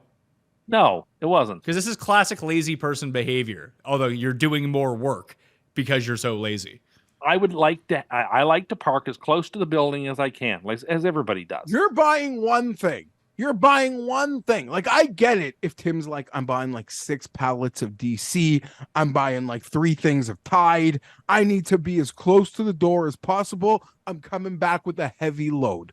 But you're going in for this 1 or 2 things you're talking about, and you would literally walk back to the car. Like, that's the dumbest thing I've ever heard. No, it's not. I don't want to have to be so far away. But What if you're what I'm carrying carrying is one heavy or thing. awkward? What if the one thing I'm getting is heavy? like what? And that happens sometimes. What's the So heavy? For what? It's example, one thing. my- You're my- a grown man. My like 20-liter jug of water that I may be refilling. That's a heavy item. I don't want to have to haul that. You know, But you wouldn't. God knows. You, how but hold many on. parking spots. If you were parked in the first spot out front and you were hauling that, you'd have it in a cart to push out. You wouldn't be carrying it. I would carry it. No, you wouldn't. I'm not get- yes, I would. No, I you do. wouldn't. Yes, I don't even know if would, you and could also- carry that. It has to be carried up to It's- my place. so you could roll it. I don't trust the thing enough to not potentially fall off and spill water everywhere. Yeah, but you don't have to carry it all the way. You can just shimmy it to the elevator, go up, shimmy it over. You're not going to be doing It's that. still- outside. It's not. It's completely it's different. still- You're not shimmying it outside of the No, I supermarket. pick it up. You have to I just carry pick it up and I just pick it up like a strongman competition, and I walk with it. Also, do you not realize you do not live in a civilized society? People would like express parking one or two things. You'd see that guy in line with 8 things. Oh yeah, absolutely. See That's that's the biggest you're right. drawback. So there has It's to be all on the honor system. No, it's not. It can't be on the honor system. Is the problem? But the express checkout's in the honor system. But people aren't going to respect it like a handicap spot. Like they're No, not going to they'll- have this moral. They'll treat it like like- the express lane at the grocery No, store they where won't. It says No, 10 they'll items. treat it So with what- way so less what happens? respect than even that. See, this is my whole thing because people don't respect driving or parking or anything like that. So you bring Pat's like purge idea into it. That let's say that there is the designated area for the express 1 or 2 items. So 3 items or less, you had to run in, you have to run out, you're parking here. There's a guy out there with a 2x4 and he checks your bag. And if you have more than 3 pieces, he beats the fucking windows out of your car. And that's on you. See, I would be down for that. See, Like I an think aggressive form of Costco. Yeah, very much so. Like they check your receipt on the way out. You're like, oh, sorry, pal, you're fucked. We're gonna beat in your fucking windshield because you're a fucking goober. This is what you deserve. It's no, basically, hold on. It's no different like Walter than the from people Lebowski. at the red lights or the green light. Sorry, that there's nowhere to go in between you and the intersection. It's these obviously people. stopped These in people. front. It's obviously stopped in front of you. So what do? Well, normal people who know how to drive stop at the green light and don't muck up the intersection to try to get through. So you're not the fucking asshole who's in the middle of the goddamn intersection when it flips to the red light and then the people can't go the other way. People it's should be the able worst. to get out of their cars and cut your fucking tires, smash up your fucking car because you deserved it. You shouldn't be able to drive. Like it's just it's mind-boggling. Yes. You should be able to treat their car like Walter treats that guy's car in Lebowski. Exactly. The criminal, the system, there should be more punishments for things.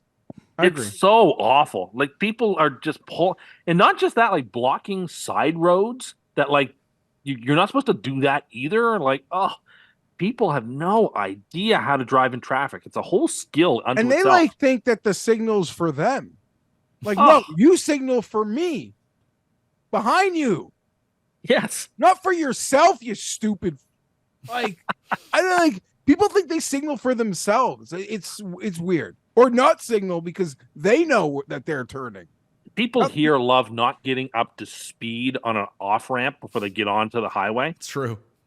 Oh, it's the worst.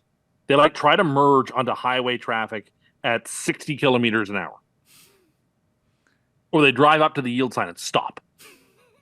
It's true. I don't respect your suggestion though, Tim. Clearly you were against it from the start, but See, I think that the happy it makes medium sense. to all of this is valet parking at grocery stores. It's an extra way it's like Tim's I love personal it. shopper, but you have to pay for it, which you would never that's do. Fine. There's zero. They should. There is a 0% chance you would ever pay for the valet parker at a grocery store. Impossible. Yeah, I would. No, you wouldn't. $20. If it was built into the $20. price of Come the on. purchase. If you actually need that, then why aren't you just doing the thing where you order it and then Because they I bring it like into to your see my own cart? stuff. I like to see my own stuff. I know you do. So then you just park and it's part of the shared experience that you cry about all the time. The shared Well, experience. yes, but that doesn't mean that I don't think we can improve things. And having some express spots, I think, would improve the grocery shopping experience for everybody. And I would patronize the stores that had them more often because I would know that that's a good place for me to go. Paul?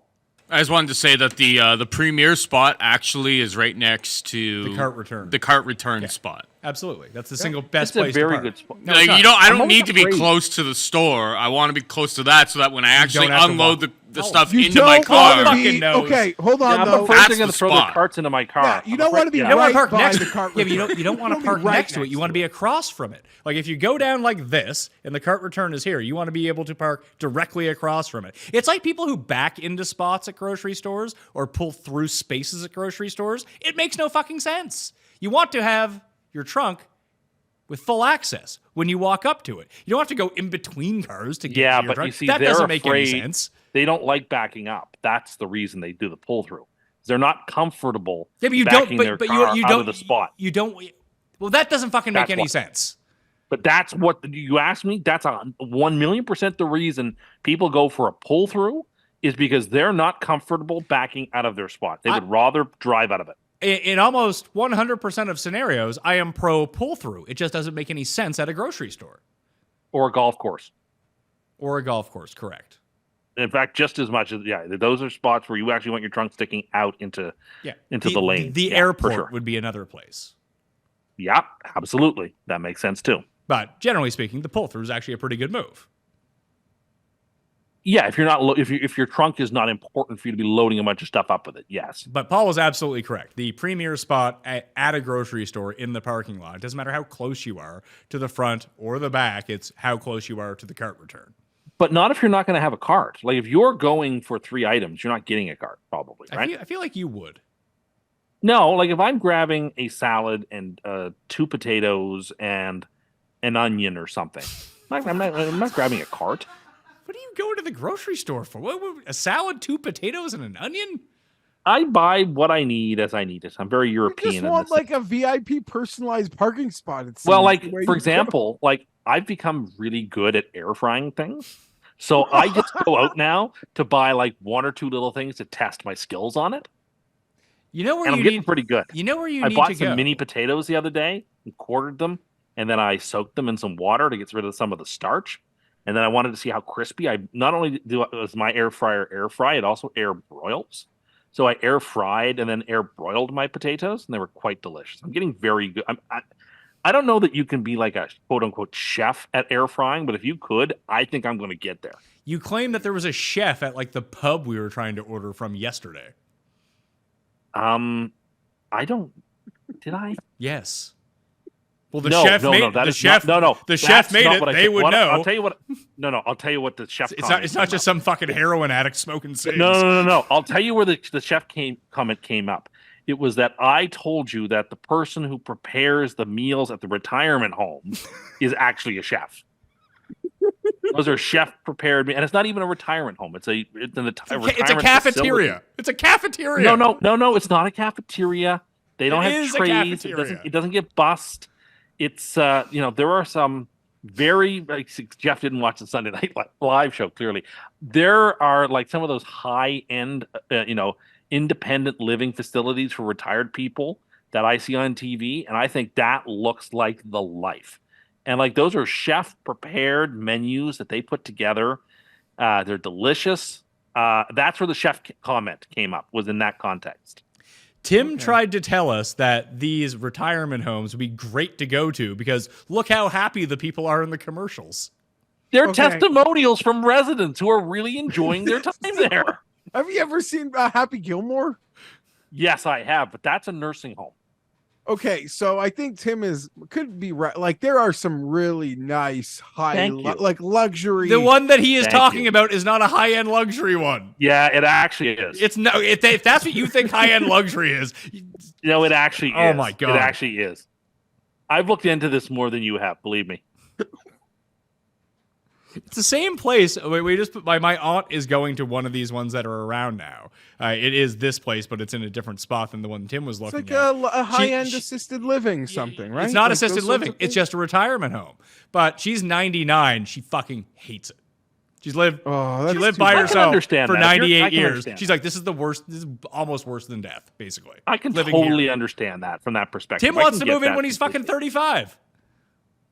I just think it looks like a pretty awesome way to spend retirement. Tim would be able to finagle the community though, like as a one-off, I feel. No, we asked his sensibilities.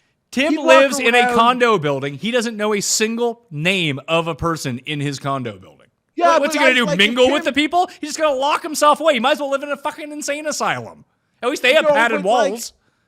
Tim sees himself wearing like a sun hat, walking around the community. Playing everyone is like 65, but he's 40, and there had to be a waiver to allow him like exemption. Yeah, he thinks that he's Kramer living with Jerry's parents.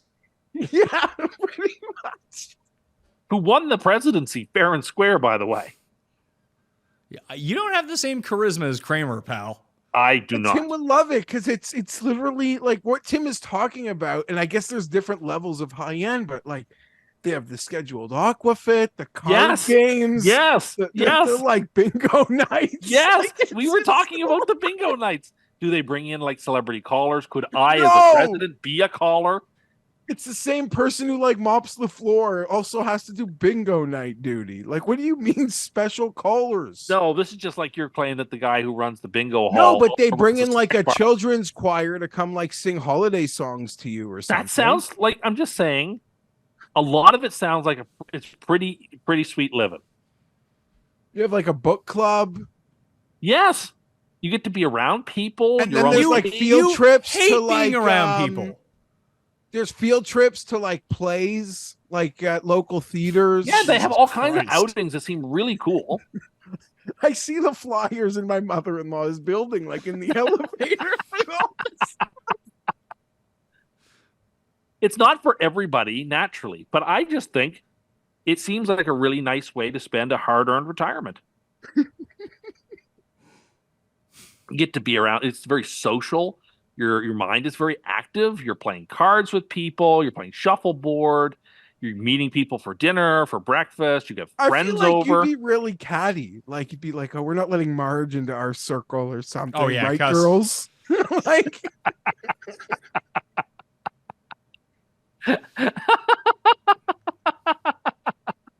The gatekeeper yeah, you'd be like, "Yeah, she's not allowed in our card game, right, ladies?" on Wednesdays. We wear plaid. Yeah, it's no Barb Tuesdays. Your name's Barb. You can fuck off. Well, I'm not the person with a problem with barbs on your network. That's true. Oh, that Barb has been taken care of, according to Cam. Her reign of terror on the condo board is over. All right, let's jump back into the games now that we feel a little bit better about ourselves. Indy and Tim's Atlanta Falcons, who are now No, not anymore. You said you were picking them again this week, I am, but they're not my Falcons anymore. I formally gave up on them on Sunday night. but you're still picking them. Oh, yeah, I'm still going to pick them. I still think the Colts are not that great of a team. Gardner Minshew is Dr. Jekyll and Mr. Hyde. He has great games. He has bad games. I don't know. I feel like Atlanta, everyone's going to give up on them, including me. But they're going to get off the mat this week. I think the worm has turned on Atlanta, and yet this is the perfect spot for them to win by 2 points. And they don't even need to win because they're 2-point dogs in this Precisely. situation. But like that they're going to win like 19-17. Just you watch. I can see it. It does feel like a field goal game, but just I spoke about it with Jake on the ranking show, Geoff, that Ritter's just going to give you the ball twice. What you do with it is up to you. And the Colts just continue to like return shit for touchdowns. So I'm going to take the Colts. I just think they're going to be given great field position on more than one occasion, and Minshew's good enough against this defense to capitalize on it. And it seems like Taylor's back and Moss is back for this game as well, so they should have a healthy backfield. Are the Colts not probably the most successful over team in the league this year? What was their over-under, 6.5? I would imagine Houston is. Oh, sorry. I meant like over unders, like their games play to the over. It feels like every week. Yeah, they score a lot of points. Like yeah. Steichen is on the ball. It doesn't matter what sort of game they're in. They figure it out. And their defense isn't great where they'll give it up anyway. So they it feels like the over. I am dumb enough to see this game like Tim. Like you just lost to Carolina. You people are addicted to the Falcons. You have problems. Me, I bet Carolina. You can't call. I've never said a nice word. I was on Carolina last week. Do not plug me in. I know who you're talking about, and there's a world of those people. You must be mistaking me with your friend like Ben Raza, who I love. I am not one of these Falcon guys. I'm not. But they lost to Carolina. The other team looked great in a standalone game last week. The league is so stupid. I'm taking Atlanta for the same reason Tim is, I think. I'm also teasing them up. To what? It's a 7-point tease. ATL to 9 points. Yeah. Yeah, Atlanta's a joke, and that coach might get fired. He's definitely he has to be fired. You can't bring that guy back. He's like the other side of the coin of Brandon Staley.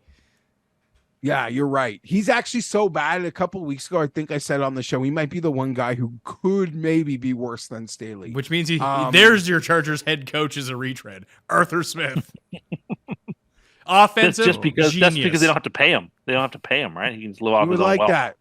See, and that's one of the things people like to connect to Belichick is that the Chargers would get the first year for free. But that's assuming the Patriots fire him, and there's no way we trade a pick.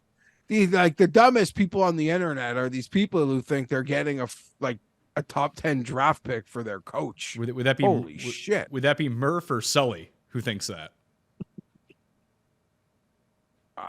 I see what you mean there. Probably both. Yeah, I actually really want Indy to win this game for NFC South purposes, but I'm going to pick Atlanta to win at home.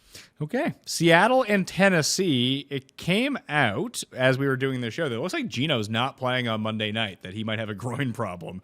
And Drew Lock is going to get the start in his place against the Eagles. So I don't know whether or not Geno is going to be ready for this game. No idea if Will Levis is going to be ready for this game for the Titans. So it could end up being Drew Lock versus Tannehill in this game. And it's the Seahawks coming to the East, I won't say coast, but the Eastern time zone to play the Titans in an early game after playing on Monday night. Plus 2.5 is the line. And the Titans have not been a disaster at home this year. They've been great at home. They haven't been a disaster at the same time. I will take the Titans, Tim, plus 2.5. Interesting. Thinking here, because I'm not sure which way I want to go with this. Nashville's in the central time zone. Is it by the way. actually? Yeah, I thought it was for a moment. How is that in it the is. central time zone? But It's weird. It's really weird how it's central and Detroit is eastern. that's exactly like in my mind. I had Detroit in my head and I went down. I was like, well, it's to the east of that. That only makes sense. Of course it does make sense. Me too. Who knows how these This is things the work. Midwest city, Detroit. Exactly, right? And Buffalo to some people. I'm going to take Seattle. I just think that the Titans are going to have real trouble stopping the wide receivers and that they present difficulties for Tennessee, who I think have played their best the last 2 weeks, sort of given it their all, and they're sort of expended. So I'll take Seattle. I feel like it's the other way around. Seattle's really given its all for the past month, and they've just been rolling snake eyes every single time. Fair enough. I still think they're going to win tonight, and that's part of my logic. I mean, it's short week going across the country, Geoff, on a team that just hasn't been good in 6 weeks. Yeah, I don't know. I wish that was such a horrible way for the Titans to they have that lead against a team with their backup off their great Monday night win, and then they couldn't stop a run. They couldn't do anything. It was so weird. They even get the ball back in overtime. Like both teams got the ball twice. And another game where the quarterback is just throwing this duck butter that should be interception, somehow magical catch. I would honestly play this game based on how Monday night goes. Seattle's lost 4 in a row, right? So if they lose this game, that'd be 5 in a row. Tennessee's only losses at home, though, Pat, have been in overtime. And then they had an England game that you guys reminded me about last week, which has a home designation. I'm going to take the Titans at home, but Tim could be right. They might, based on how that overtime went versus a backup, they might not be able to stop anybody. But I'm taking Les Titans. Detroit and Minnesota. This is a very watchable game. I think Tim just doesn't like it because it has his boy, the Mulldog, in it. Nick Mullins, the 3-point dog at home. He is the epitome of what you were talking about, Geoff. I mean, Browning is one way. Mullins, not afraid just to make throws. Yeah. Oh, my God. What a first and goal from the one Just to make that throw. Run around in circles. And, touchdown. It's great. Yeah, that was, I love him. That was psychotic. I like the Vikings in this game. The world is now just off of the Vikings. They're on the Lions.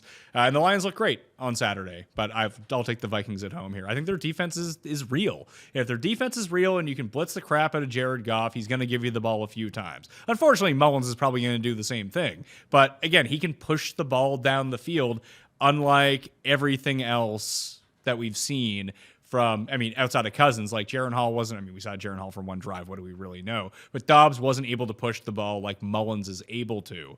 He's not really a great game manager because he's turnover prone, but he's kind of like crappier Jared Goff. But right now, the better defense rests with Minnesota and they're at home. So I'll take Minnesota +3.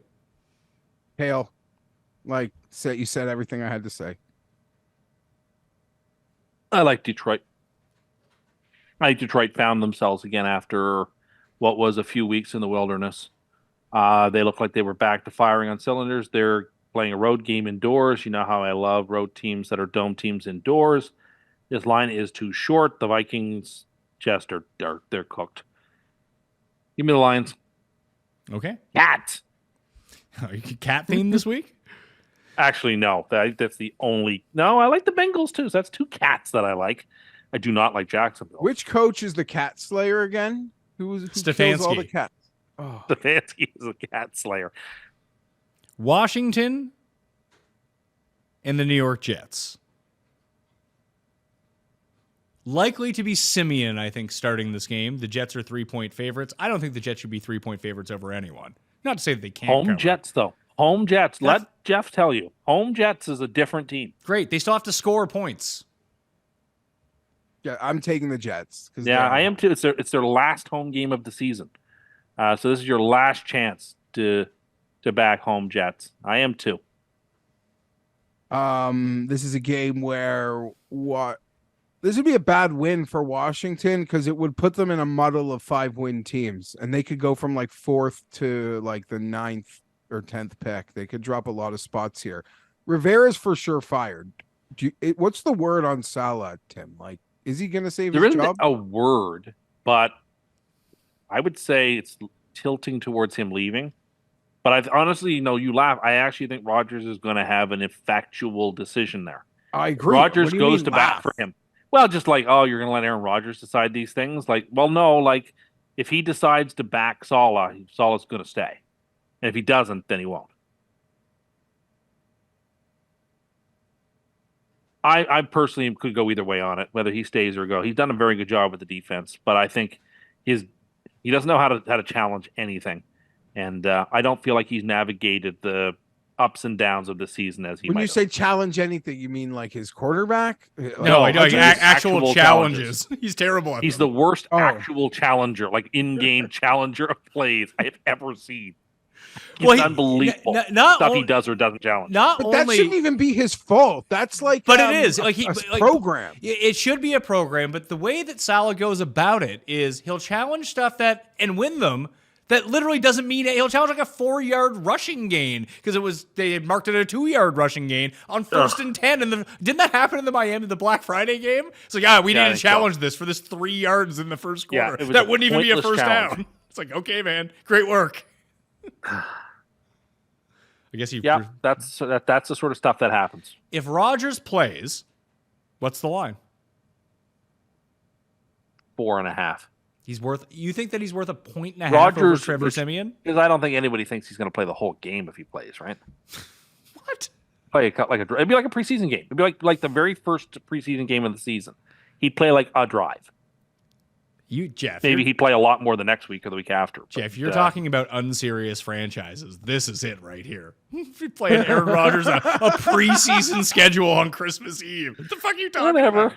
If that's what but it all depends what he wants. Just so that he can say he came back and like get the credit. Yeah, like he's gonna let him have the credit. If they're up in this game, he's gonna come in for the ceremonial kneel down, and that'll be. I'm already giving him. I'm already willing to give him full credit. As you know, he doesn't even need to play for me to give him full credit. You would not do. Can you at least acknowledge you would not do this for other people? I don't think that's true. I think if someone were medically cleared, Tua, I think I'd say that he has returned. He's back. Yes, I would say he's back. Full of shit. Okay, well, I mean, there's no way for me to prove to you that's what I would say because we're not in that situation. I'm just saying that's what I believe. But I like the people, like the puzzle pieces of you lead me to believe there's no way you would play by the same rules. If that's what you think, I can't convince you from the way you feel. Like you feel that way. That's fine. But I'm telling you, I don't think I would do that. I'm not as Well, biased as people like to make it out to be. Oh my God. Well, you're someone who does think that feelings are facts. So what Geoff is saying, by your logic, is factual. No. You do think that Feelings your feelings are fact. Sorry. No. Just like your truth is your truth. Well, truth can be relative. For you. For some people. For you. Well, there are certain truths that are relative. Washington for me. Green Bay and Carolina. It's only it's 5 now. Okay, I was gonna say it was 3.5 when it opened. That seemed like a really good number. 5 seems about right. There is a bet that I think we should make this week, Geoff. In this game, I'm ready to get absolutely screwed I'll on. do anything you tell me to do. Ooh, okay. You're like Aaron Rodgers, and he's the Jets. Yeah, pretty much. Jordan Love under rushing yards against Carolina.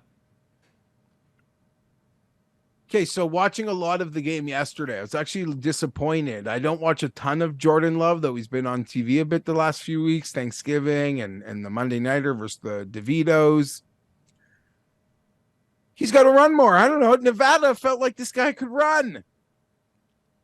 So you're probably right. He doesn't run. Chances to run yesterday, he wouldn't take them. Carolina has given up 9 rushing yards to quarterbacks this season, total. What's that about?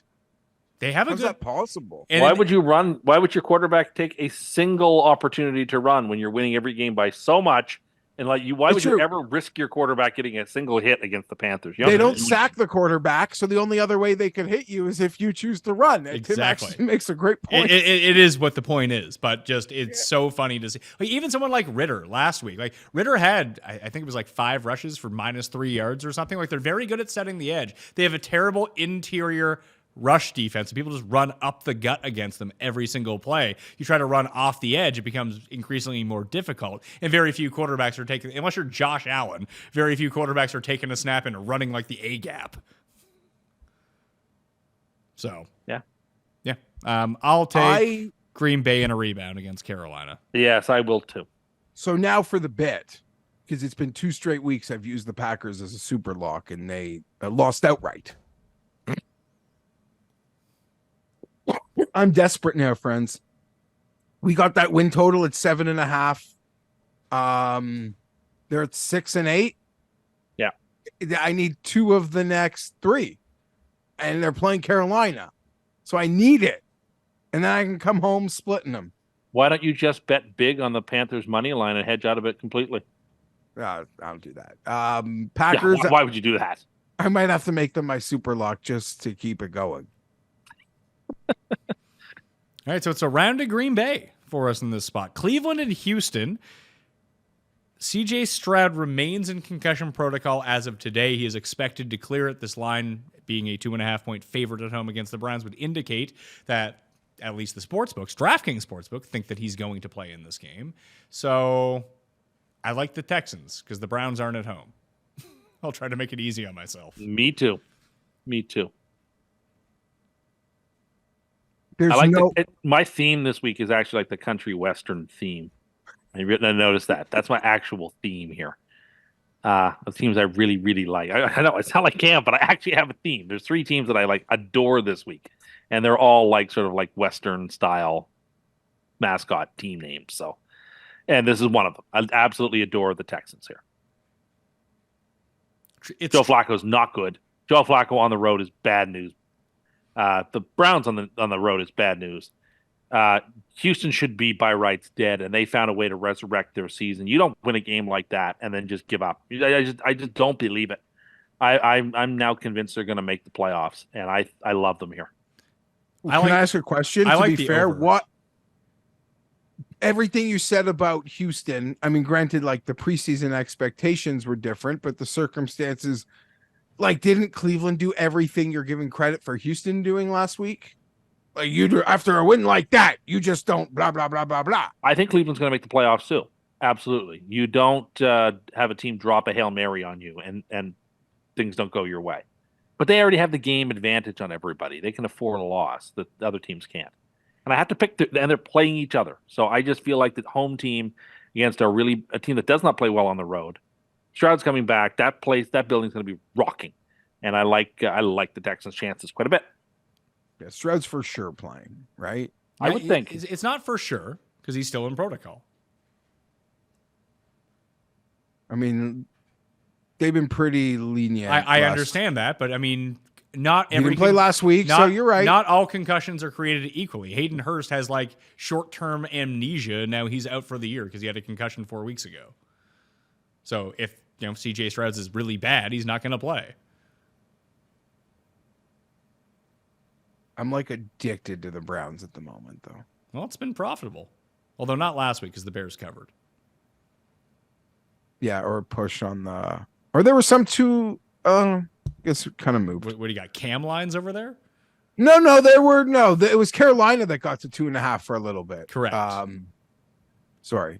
Damn lines.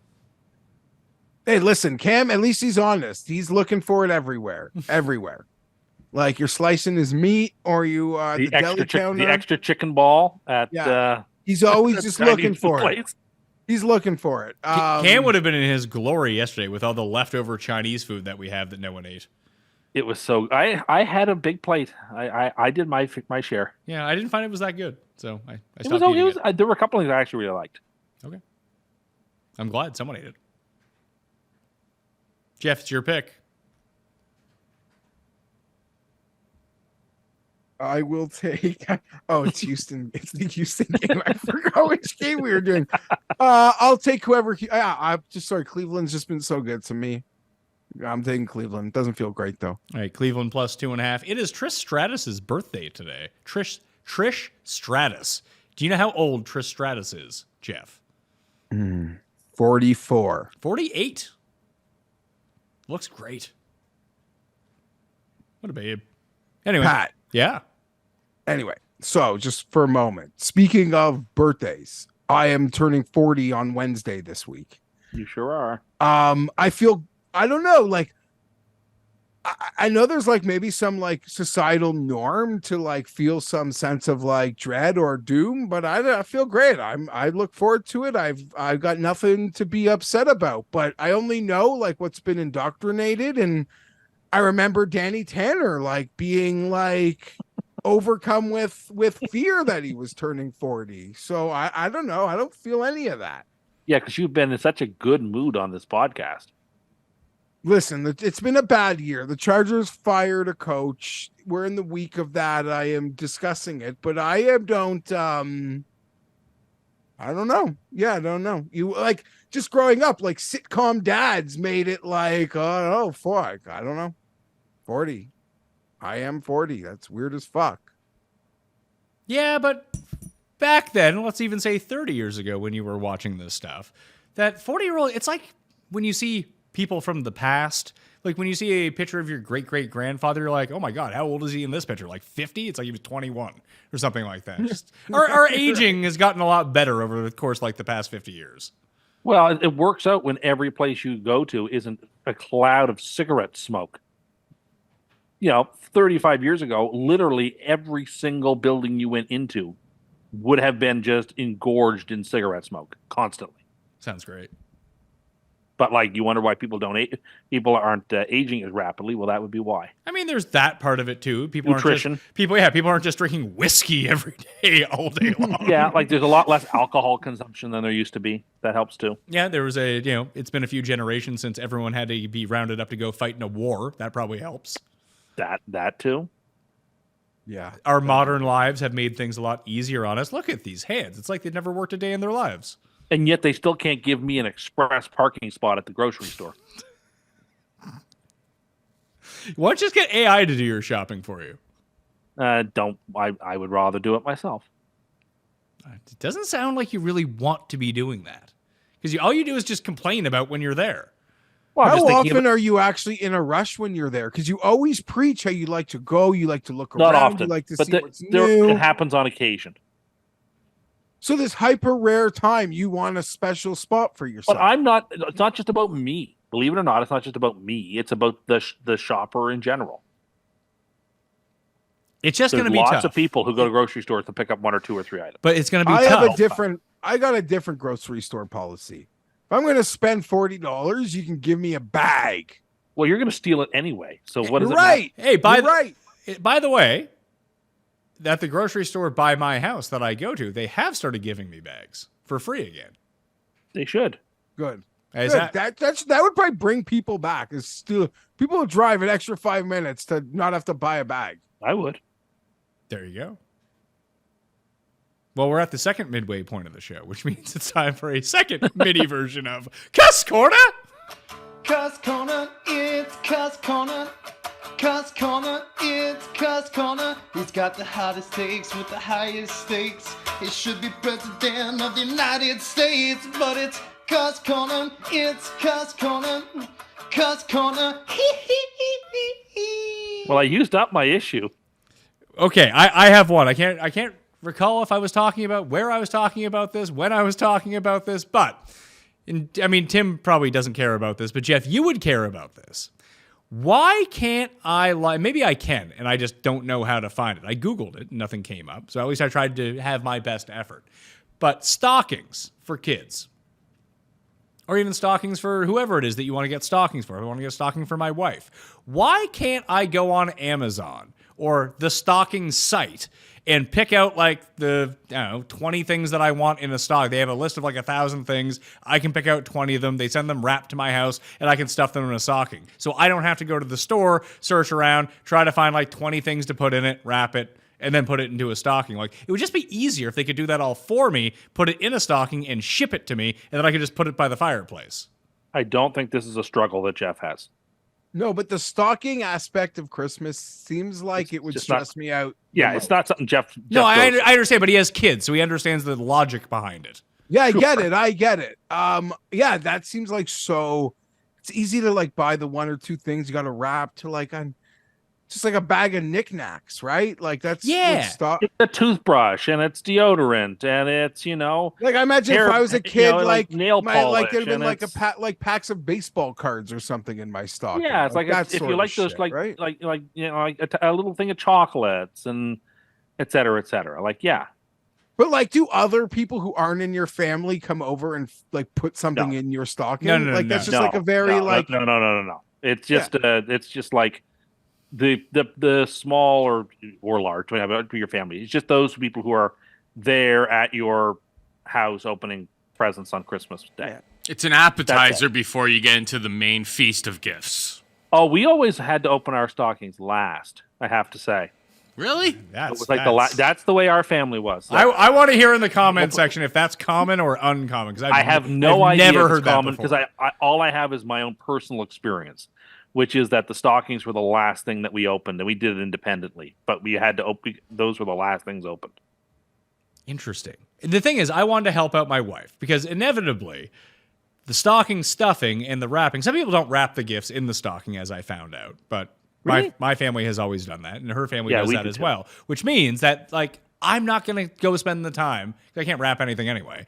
To go out and buy the stuff and then wrap it and put it in the kids' stockings. Like I'm just not gonna do that. I'll cut them a check or something like that. That's Well, you could always just take it to the wrapping center if you were at a mall. For example. I don't have 24 hours to wait around a mall to wait for these fucking people to go get it done. I got a gift wrapped. It was wrapped in 5 minutes. I still have to go get all the stuff too, and it's like 25 little things. You got Fair one enough, but- gift wrapped. You didn't get 25 little things wrapped, and then times You're that by right. 2 for 2 kids. But there were a lot of people working at the gift wrapping center. And, How long do you I think it would bet take you? How long do you think it would take to both shop for, come up with, and wrap 50 items? You give them those items, I bet you in a half hour they're wrapped for you. How long do you think it would take to shop for them? Probably around the same amount of time. How far away were you parked from the building? That's a different story. Anyway. It's the mall at Christmas, Paul. You expect all the weekend warriors are there, gumming up all the spots. Oh, definitely. And that you've got to park, all the way to Kingdom Come to get to the. I get that. That's just the price of doing business. They should But have that's what keeps my malls in business too. They should I have have to put up with it. They should have a segregated area just for people who are using the gift wrapping. They're like the green fears at the golf course. Like they're the ones helping keep things afloat. So you just Tim put up even- with it. Tim doesn't even like going on his mall walks. He acknowledges this is the time for the bandwagon maller. Mhm. Like, It is. It's their time, and we need them. Much as we hate to admit it, we need them. So it's their time. Regardless, what I would like to be able to do is open my phone when I'm watching TV over the course of a few days and just add things into the stocking instead of like your cart on Amazon. You add it into the stocking. This stuff is wrapped, gets sent to your house. I can jam it in the stocking because, like I said, my wife. Amazon wraps things. Can you let me? Am finish? I wrong? Can you let me finish? No, I don't think they do. I've never done that. That's why I thought Amazon used to wrap things. I've never seen that option. Okay. The whole point is trying to help out my wife here. Like my grandma always did it for our family. No one ever helped her out. She had to go do all this stuff. My wife has to do it. I thought it'd be a very easy way to be able to help out my wife and take away some of the burden on Christmas. Because the burden of Christmas gets placed on one person in your family. Always. It's very rarely a shared amount of cooking and cleaning and organizing the presents and organizing people to come and coordinating here and there. It's just one person who does all this stuff. So I was trying to alleviate some of that pressure, but there's nothing I can do now. Yeah, you thought you were taking an easy job. Yeah, no, I'm not even going to do it because I thought I'd be able to do it this way, but I couldn't find it, so I didn't even offer. So she's doing it. The point you made though actually is very salient. I'm surprised that there isn't a click a button, buy a stocking, and all have it wrapped situation. Yeah, it's like for a 6-year-old boy, like filled stocking, right? Yeah, it should be like ordering a burrito on your phone, where you can just pick the toppings and then like it comes to you assembled the way you like it. Paul, have you found one of these? No, but you guys keep saying like you fill a stocking and then ship it. It's like you guys have new stockings? No, but they send you the stuff that goes in the stocking. But then there would have to, like, everyone's stocking's a little bit different size. Well, you can put in the dimensions. Okay. The square footage or the square inches. Well, no, you don't need to do that. You just like stop when you think it's going to be full. Yeah. Like my dad's stocking was like, because he was, born in like 1949. So it's like, I get it. His like stocking was super small, whereas like kids these days, like their stocking's enormous. So it fills a lot more stuff. But I get it. Like, sorry, because this is not the thing I actually participate in. You have like sometimes the same stocking you had when you were a 5-year-old boy. I still do. I still have the same stocking. Okay, that's lovely. I'm not even making fun. No, that is a Christmas, oftentimes a Christmas. Yeah, that makes sense because my mom probably would have gotten me some like fancy one. I probably would like have it my whole life. Like that's or not even fancy one, just like sentimental. It's the stocking. It's your stocking. Right. But what I'm saying is like it wouldn't have to be like you could do the generic, hey, 6-year-old boy likes sports and chocolate stocking. And there's like a stock one that can come to you. What I'm saying is that almost like what Tim said, like when I go on Uber Eats to build a burrito or like go on the Subway page or build a Domino's pizza on a website, like I can have pepperoni and I can have mushroom that just have like a list of 100 items that I can choose from. The local toy store doesn't have something like that. They do, but they're all like dollar store, like 50-cent shit that just is. Like, I would want to get like the shitty thing about stockings is like half the shit gets thrown away immediately because it's all bullshit. So like, like what they have to sell is like essentially like when you're buying like loot bags for a 6-year-old's birthday party. You want something better than that. Yeah. Like if it's going to be in a stocking, I would prefer people don't throw it out within 20 seconds because half of it's filler anyway. That's right. This would just be easier to do. That, maybe I have to talk to that site Wish because, they get all their goods from China and it's super cheap that we can figure this out. Yeah, I never thought of that before, but that's a really smart idea. I'm guessing it's probably pretty expensive. Someone asked me, like, why don't you set that up? I was like, I don't have the digital infrastructure to be able to create a site like Amazon or the purchasing power or know the middleman. No, but Amazon does. Yeah, Amazon would be able to do it. But people were asking me, like, why I wasn't doing it. I was like, well, the upfront costs are a lot on this. Like, I don't know the space whatsoever. This might already exist, and I don't know about it. It's a really good point. So when people tell you about starting your own business, like I feel like those are the sorts of things that you should go into to figure out first before you just willy-nilly open switch to Easter, and then you could switch to Easter baskets so that you have a longer stretch. Oh, you know what? Yeah, so now we're coming up with a real business plan. If it doesn't exist, it's the holiday shopping site. Yeah, maybe even like Valentine's Day, like some seasonal graduate. Like you have it all covered. Graduation, like all of it. I like this. I'm cutting this part out so we can keep this idea. You should just bleep it after Geoff says something so that people hound him about what obscene thing he said this week that had to be cut. I do appreciate that a lot of people don't realize that we do that on purpose. Yeah, most of the time it's not because Geoff has said something that we just can't air on TV. That only happens sometimes. That does happen from time to time. The other time, because I do that enough that it leads to the realism of when you actually like Spock me for doing it. If I cut to that, it's like anything. He could have said literally anything. Literally anything. Oh my God. I don't even want to tell you guys. What happened? I bet a college bowl game today. The team I bet on was up 35-7 at halftime, and it's now 35-28. And the other team has the ball with 3 minutes left. I don't know.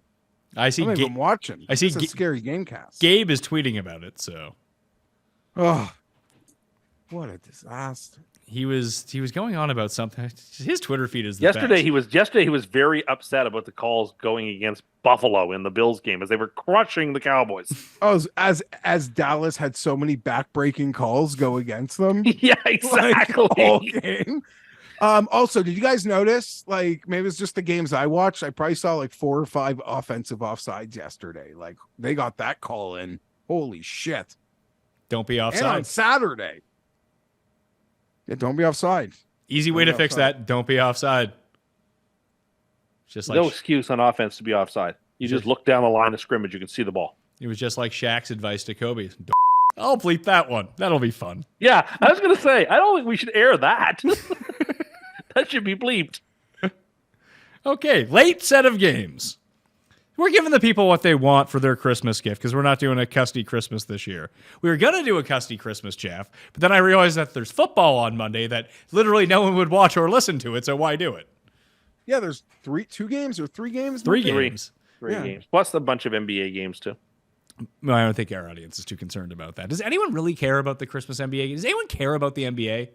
The NBA, I mean, they did this in-season thing. I don't really follow. I'm not a fan. I think it was better than people thought that it was would the be, first. Those were the only 2, like 3 NBA games I've watched so far this year, the semis and the finals of that. So I think it worked on like a super casual like me. But I would argue, like on the super casual like me level, like Christmas Day is opening day for the NBA. Yeah, I do throw it on like in the football's background. far enough down the road where it's like, okay, I should start maybe paying a little bit of attention. And Christmas Day is like my opening NBA day of the year, of the season, I should say. Jacksonville and Tampa. Jacksonville is now a 1-point favorite on the road in Tampa.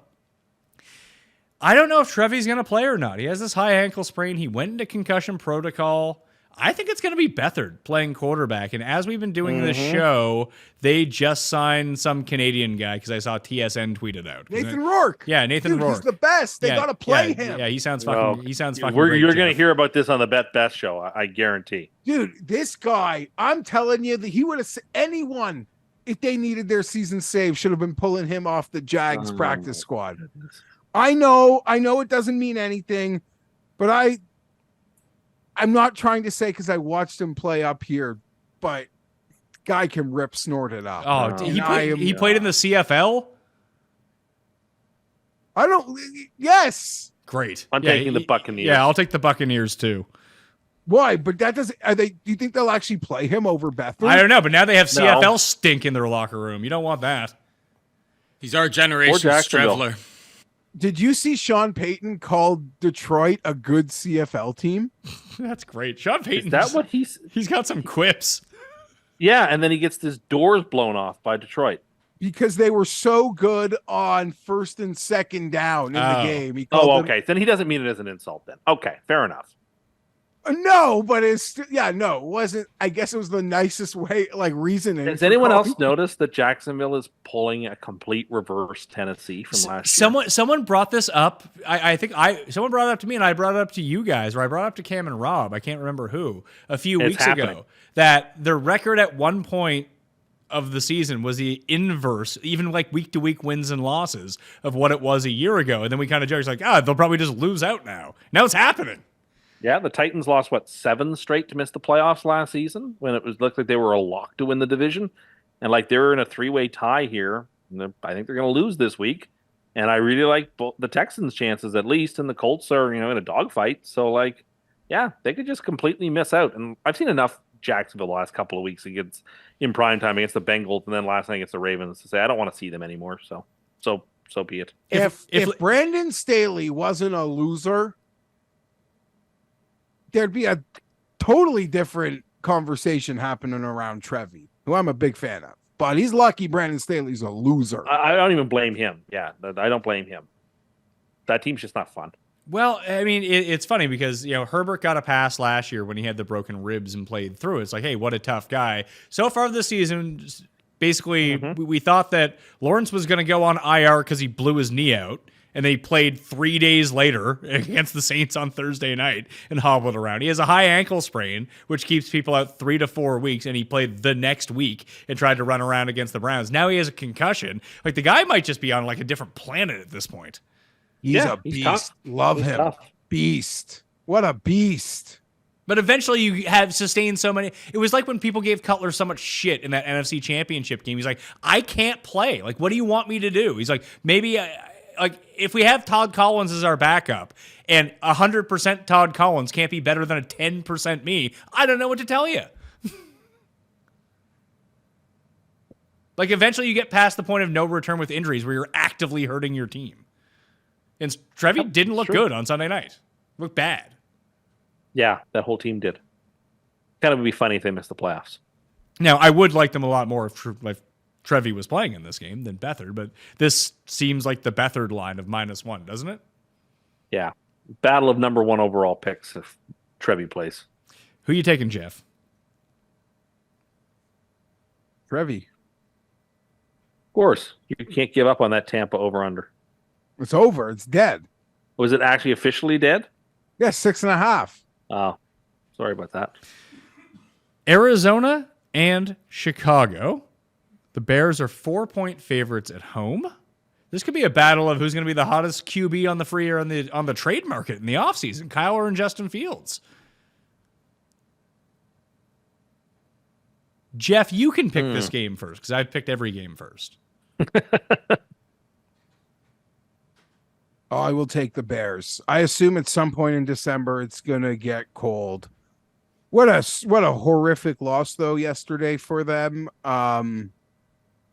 Really hoping they'd win that for draft positioning with their own pick. Do you guys think Eberflus keeps his job? Yeah, probably. I think so. They will entrust him with like a first overall QB If that's the route that they choose to go. Yeah, I think so. I mean, I like hope, Arizona here, though. I will say selfishly, I actually really hope that they don't fire him because I think of all the what looks to be available jobs, that's a great job in the sense that you have the first overall, you have a total clean slate. Like you don't have a bad cap and you have first overall pick. There's a lot of positives, I think, with that job if it's on the market. Mm-hmm. No, I agree with that. I like Arizona to beat the spread, though. It's going to be a 3-point game. Probably no Hollywood Brown in this game for the Cardinals. And we did see Kyler get banged up in that San Francisco game, yet he ended up coming back in to the game. If you were at Atlanta and it cost exactly the same to trade for both of these guys, who would you trade for? Oh, shit. Kyler. I'd trade for Kyler, too. I've seen his high point actually be hit. And when it is hit, it's like good enough to clearly make the playoffs and contend. So it's funny because you're a big Fields guy. Like Fields a lot. I think Fields is a good player. Wouldn't be upset that if he went to the Falcons next year, I'd be very excited for them. It does seem like, I mean, circumstantially, Arizona could get themselves to a point. If Carolina wins again, they could actually usurp a team in the order. Because someone that pays close attention to this now, how they the Bears need to throw this game then. How they determine, no, this has nothing. Oh, yes. The Bears need to would make sure. be smart to throw this game. I didn't even think about that. You're right. So Arizona it is. No, I am taking the Bears. I'm taking Arizona. Okay, yeah. So I'm going to take the Bears. I think, well, I guess if they get low enough, Kyler Kyler's more likely to be back. I think so too. It seems that way, yeah. But let's say And if they let's say the Patriots end up with the number 3 pick and they can't get number 1 or 2 and both quarterbacks go 1 and 2. Do you think that they would trade for Fields or Kyler? That's potential, Pat, but I would say the Patriots are actually more likely to get the first pick because if Carolina wins again, Yeah, but you forget the Patriots have to play the Jets again, and they always beat the Jets. Okay, I forgot about that game. I guess you're right. And we'll even try and we'll lose. And Pat, I will tell you, this does feel like it's become a 3 quarterback in like the top 6 draft. So one of them is going to be terrible. This we know. Jaden Daniels has He's entered the conversation. Do you think he's got enough juice to go number 1? Oh my God, this team that was down. You mean Western Kentucky? Yeah, they just scored. Now they're going to go for 2. And it was like a 4th and goal from like the 15 with 20 seconds left. Well, I don't like Old Dominion. So The Mighty Monarchs? exactly. I'm still That's bitter so at funny. them. Yeah, it doesn't even matter. You're They're going you're- to go for 2. The spread is done. Oh, they went for a single? Yes, Western that's good. Kentucky kicked the field goal. I can still cover. You're bitter Well, about that tournament game in 2009 when Old Dominion beat Notre Dame in the first round? Yes. Wow. You know what the name of that bowl game is? I don't, but I do remember that play from that game. Notre Dame was down by 3 to Old Dominion, and the last play of the game, instead of shooting a 3, they threw it in low for a layup to lose by 1. Luke Herringatti took it to the basket for no reason, and they lost. Losers. The game, it's the famous Toastery Bowl. Ooh. Don't know what that is. The Holiday Stockings Bowl coming to you in 5 years. Cowboys and Dolphins. One of Tim's Here we go. 2 watchable games this week. There's 3. The Dolphins are favored by 1.5 against Dallas. As I pointed out on the Sunday show, Geoff, that this is kind of worst case scenario for the Dolphins. What happened to the Cowboys last week? Yeah, the Cowboys got embarrassed versus San Fran versus the Chargers and then kind of smacked them around. I agree. If I was a Dolphins fan, I was not enjoying watching. Well, and they also would have wanted Buffalo to lose. This is week 16. Each team's played 15 games. I think I've picked against the Dolphins 1 time. We're about to make it a second. I am going to take Dallas. I'm going to bounce back. It's simple. Dallas beats bad teams and they lose to good teams, so they'll win. Because Miami's but you just said they were a good team on the show on Sunday. I am being hyperbolic. Sorry.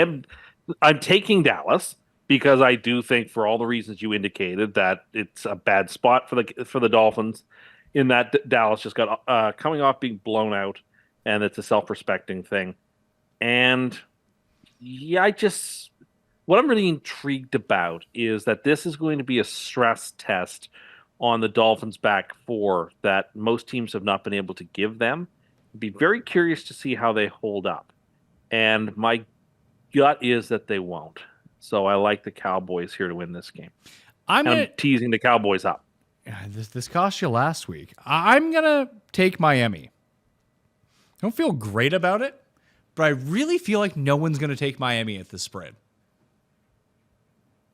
That for whatever... Miami answered a lot of questions last week. Not really. Even though they played a team without a quarterback. They played a team without a quarterback. It was an open book test. Okay, fair enough. It was an open book test. They did really good. They did really good though. They have Dallas and Baltimore and Buffalo to finish. So we'll see who they're made of. So what's their record? How do they do in that 3 games? I think they'll win one of them, and I think this is the one that they win. I think they'll lose 2 of them, but I won't say 3. Well, they do catch a break. Well, they don't. That Baltimore plays on Monday, and they might catch a break in this game as well. And this is kind of the shitty thing about doing the show a day early: that if Philadelphia beats Seattle, there's not a whole lot left for Dallas to play for. No, it's true. No, but they'd want a quality bounce back. I get that, but but anything that's on the fringes, like Zach Martin went down against the You're right. Like, just no, you're done for the game now. Like, you're out for a Absolutely while. right. Like, you're right. It's about the playoffs at this point. So they're playing on that thin edge where Miami has real things to play for. Like, they still haven't clinched the division. They could still be the 1 seed. Like, it's all over the place for them, where Dallas will have its, I don't know, conservative game plan on, but some of their strategic decisions, especially as it pertains to health, I think are going to be more conservative if Philadelphia beats Seattle, because then, like, it's tough sledding for them because they lose the tiebreak anyway, right? To the Eagles. Yes, if Philly wins out, yes. Yeah. Oh, if Philly wins With a out, loss line. well, if Philly wins out, then they can't catch them in the loss column. Even if Philly were even before this week, Philly winning out wins them the tiebreak because they have those 2 games against the Giants left. Yes. Okay. So yeah, Philly needs to lose 2 games of their last 4, and Dallas needs to win 3 games. and so this would essentially bury it. If they beat Seattle, then they go Giants, Arizona, Giants to end the year. Pretty close. Then you kind of have to play the odds on that one. So I'll take Miami. And listen, if Tyreek's looking for 2,000 yards, as we mentioned, Geoff, that he intentionally missed the game last week in what would be his toughest matchup against Sauce Gardner. So when he gets to 2,000 yards, no one can take that he did it in 16 games away from him. I would agree. So he needs 150 in this game, or maybe even 200. So that should help them, I think, offensively. New England and Denver. It all makes sense, and McDaniel will have some creative runs to piggyback off the Bills, like totally emasculating Dallas in many ways. That's interesting. This is a very good matchup of someone we think is sort of I don't want to say offensive genius, but someone who's very good at scheming week to week when he knows what he has in front of him, has the time to prepare, versus Mike McCarthy, who just seems like he's going to diners and eating breakfast every day. And that's all he does. And although Dallas is having its best Dak's having his best year ever under him. And as Tim would point out, Miami is off a mini bye because they played at 1 and Dallas played at 4 yesterday. Well, the real disadvantage that this game is played in basically darkness at 4:00, and the Dolphins are the most embarrassing team imaginable when the lights are bright. Well, it's actually the temperature of their games. That's been really the big thing. Games below 70, like they haven't won. They've won every game above 70 or something. I could see that. Well, I'm sure it'll be hot and humid on Christmas Eve in Miami Beach. New England and Denver in what should be the least watched Sunday night football game of the year. Yeah, and it's an NFL Network game to boot. Yeah. All right, so it's on cable. Broncos by 4. Seems like a lot for the Broncos. Is it just 4? Oh, it's 6, sorry. I was squinting at the screen. That makes more sense.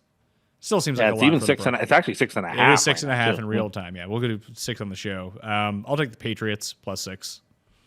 I think they can win. Yeah, I do too, and I'm teasing them up.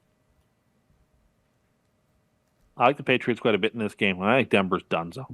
See, I don't. Why Dunzo? Oh, you're back on the hating Sean Payton thing again. And I mean, like, he was a very bad game manager last week, let's just say. Well, I enjoyed that. Do you know why he is back on the Sean Payton hate train here? Because if you take a look at the Broncos' schedule, Geoff, very likely to get to 10-7.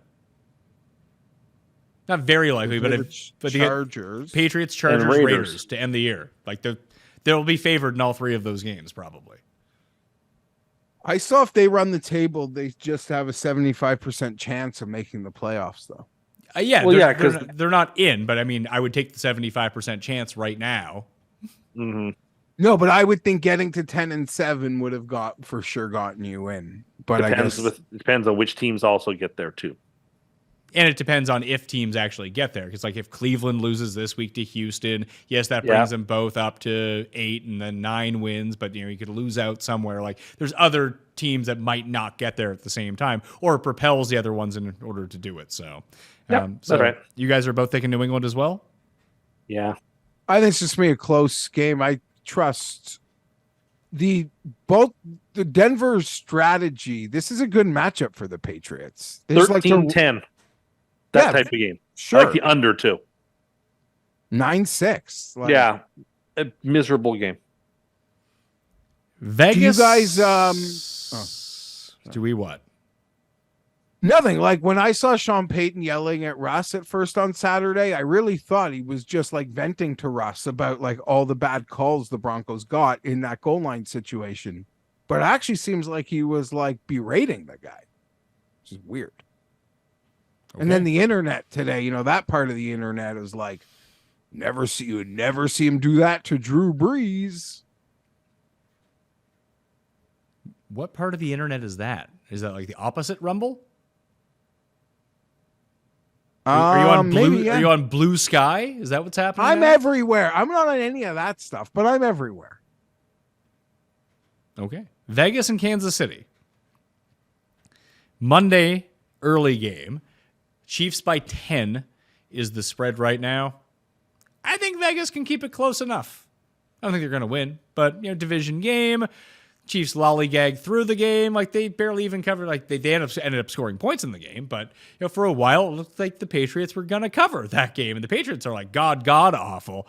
Vegas, a little bit better. As Tim pointed out earlier in the season, the Patriots are just bad. The Raiders, a little bit better.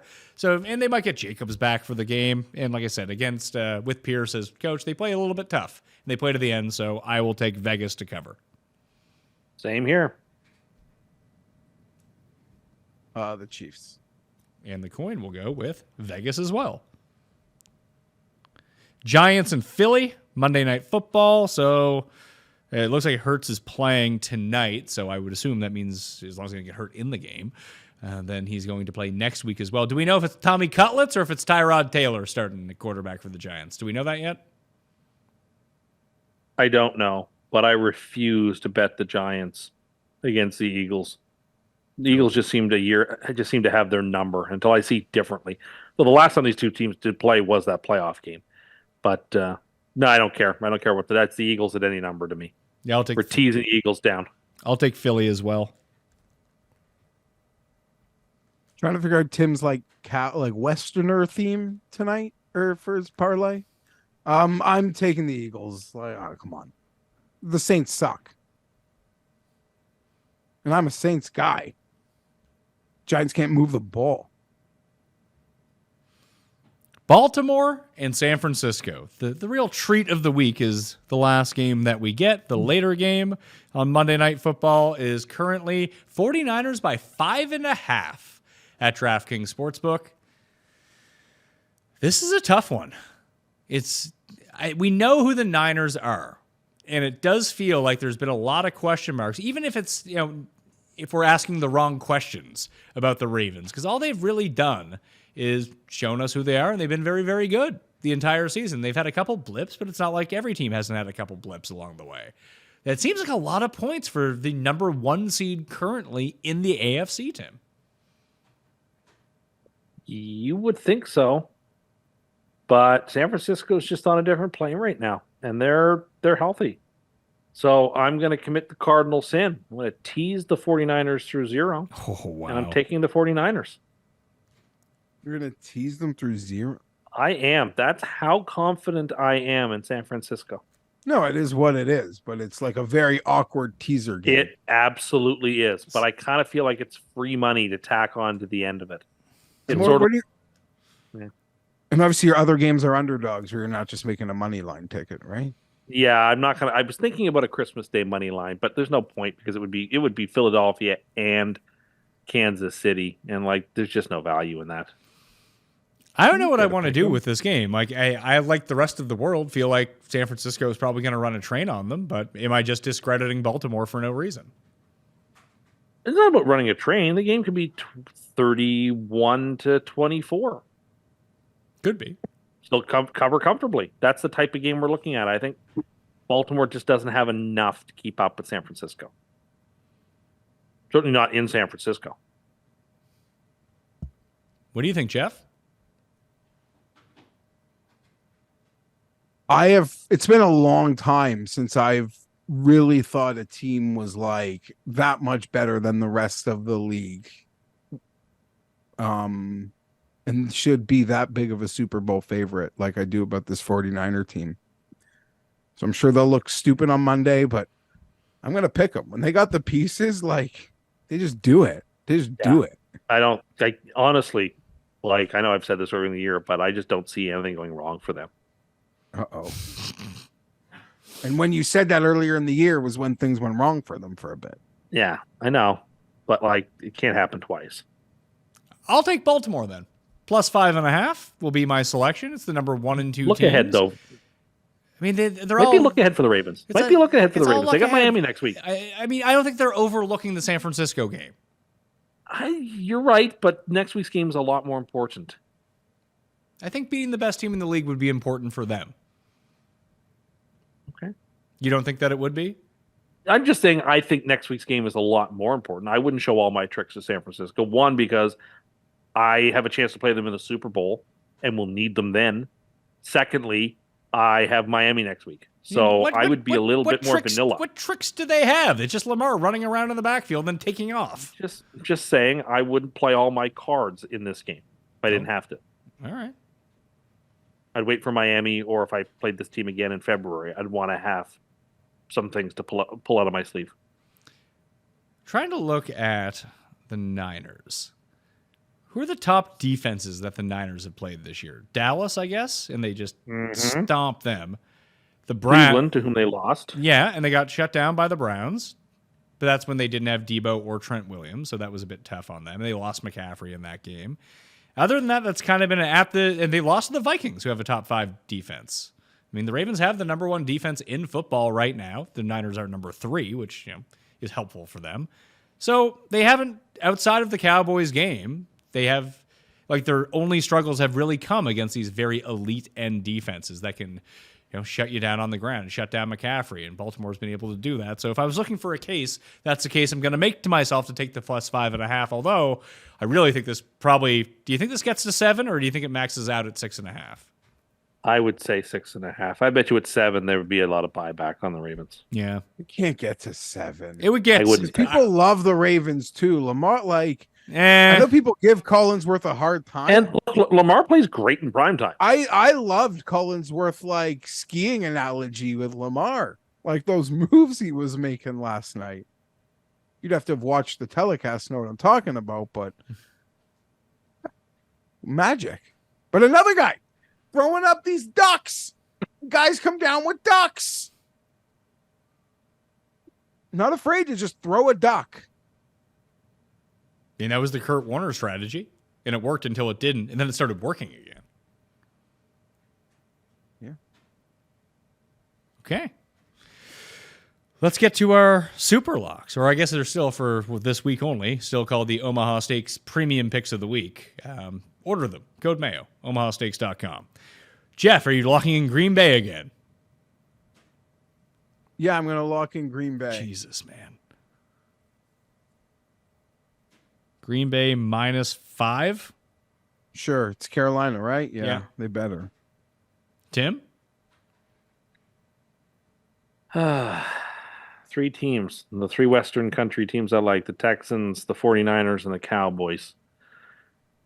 What to do? Suppose if I'm willing to tease through 0. That tells you all you need to know, I guess. I guess I have to stick with San Francisco. All right, I'm going to make Cincinnati -2.5. Might be the biggest trap of the week, but it seems wrong. Fair enough. I'm Mason shocked Rudolph. that Geoff didn't take Buffalo. I'm shocked Geoff didn't take Buffalo. Shocked.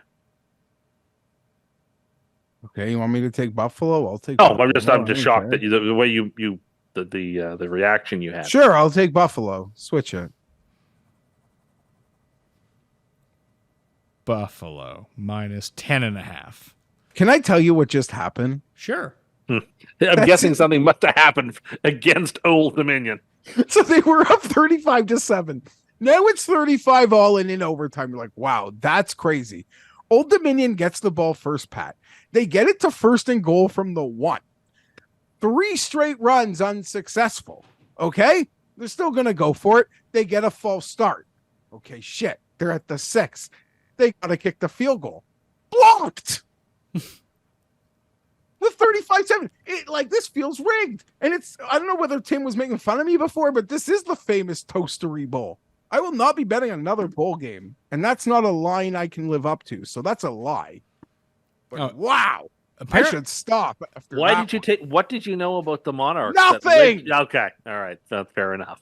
Apparently, what do I know? I like the quest for first down. I love betting on the quest to get 10 yards in 3 plays and to keep the chain moving.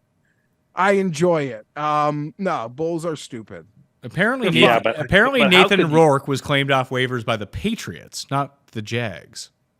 Oh, I love that. I love that. Of course What you a do. genius. I hope he plays. I hope he plays. If he plays, I'll bet the money line. I'd make you cross out for the third time and give me the Broncos as my super lock, but I don't really care. I mean the Patriots. That's how you lose a bet, though. That's how you lose a bet. That's how you lose a bet. All right, that will do it for the Christmas edition of the Spread Pick Show. I want to thank Paul. I want to thank Geoff, the coin, all of you for spending your hard-earned time with us so far this football season and over the holidays. It's not like we're going anywhere. We'll still be around. Also want to thank Tim and Cust. Tim and Cust. That's not my name. Yeah, where are we going? We got nothing else to do. So we have Christmas to do. We do have Christmas to do. So that's one thing we have. And a very Merry Christmas to all those of you out there celebrating. Enjoy the time with your family. Thank you for spending the 3 hours a week with us. We really appreciate it. And have some fun this weekend. Well, you don't like it when it's 3 hours a week. No, but I believe it was 3 hours this week, wasn't it? No, not even close. Can I say something? Because, there's a lot of like my attitude and with Christmas, and maybe I was a bit curmudgeon-y Humbug. before. Yeah, but you weren't the one who wasn't trying to not pay bets. That was Tim. That was, Yes, that was Tim. I would just like to say I love Christmas. It's a lovely time of year. I said that before, but it's very understandable that like people can get feelings of loneliness Yes. at Christmas time. And I would say you're watching this. I'd say the majority of ratio is probably like 98-2 guys to girls. So I'll say this to the guys out there and even to the girls, but girls are a little more catty, so it could be a little different. I can only speak for the guys. Like, we're just a bunch of dudes. And if you're feeling lonely, like, just call one of your buddies. I got so many friends. I haven't spoken to them forever, but the second we get on the phone, it's like I saw them yesterday. It doesn't matter. It doesn't matter. And they'll be happy to hear from you, and you'll be happy to speak to them. And I mean that. There's no reason to feel lonely. Give someone a call. I mean it. They'll be happy. Your friend will be happy to hear from you. Do it.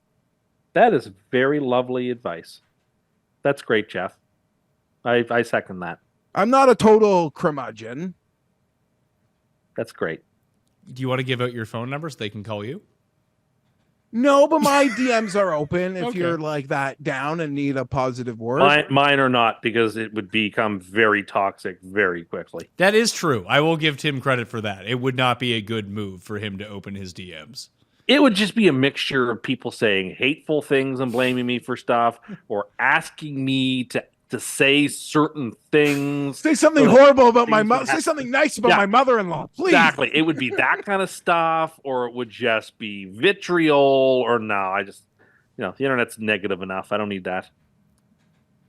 Well, that will do it. For us, we will be back before the new year with the Week 17 Spread Pick Show. But for now, for Paul, Geoff, and Tim, and those who smash the like, we'll see you next time. That Mayo experience. All right. Good show. Had a bit of everything. There was a real gamut of emotions being run there. It was great. And it ended on a very nice note. It was. There was. We ended with very sweet, but there was hateful. There was sarcastic. There was nagging. There was defensiveness. There was bullying. There was self-pity. There was all the good emotions. We didn't make a pick until 47 minutes into the show. Yes. Perorated about the Chargers for 20 minutes straight. It was great. No, it was a good show. Okay, guys, all the best. See ya. Tim, if I speak to you, have a great, Yeah, lovely everything. have a happy birthday on Wednesday, Jeffrey. Thank you. And Pat, you mentioned Thursday. You just hit me up. Yeah, What you we'll think, what you figure might out a think. time. Merry Even Christmas, if you want to Top do Cat. nothing, if you want to do nothing in the end, it's your call. I don't Yeah, care. no, I'll figure it out. I'll start doing some golf research and we'll get it done. Okay. All right, Later. see ya. Bye, Paul. Bye, buddy. Experience.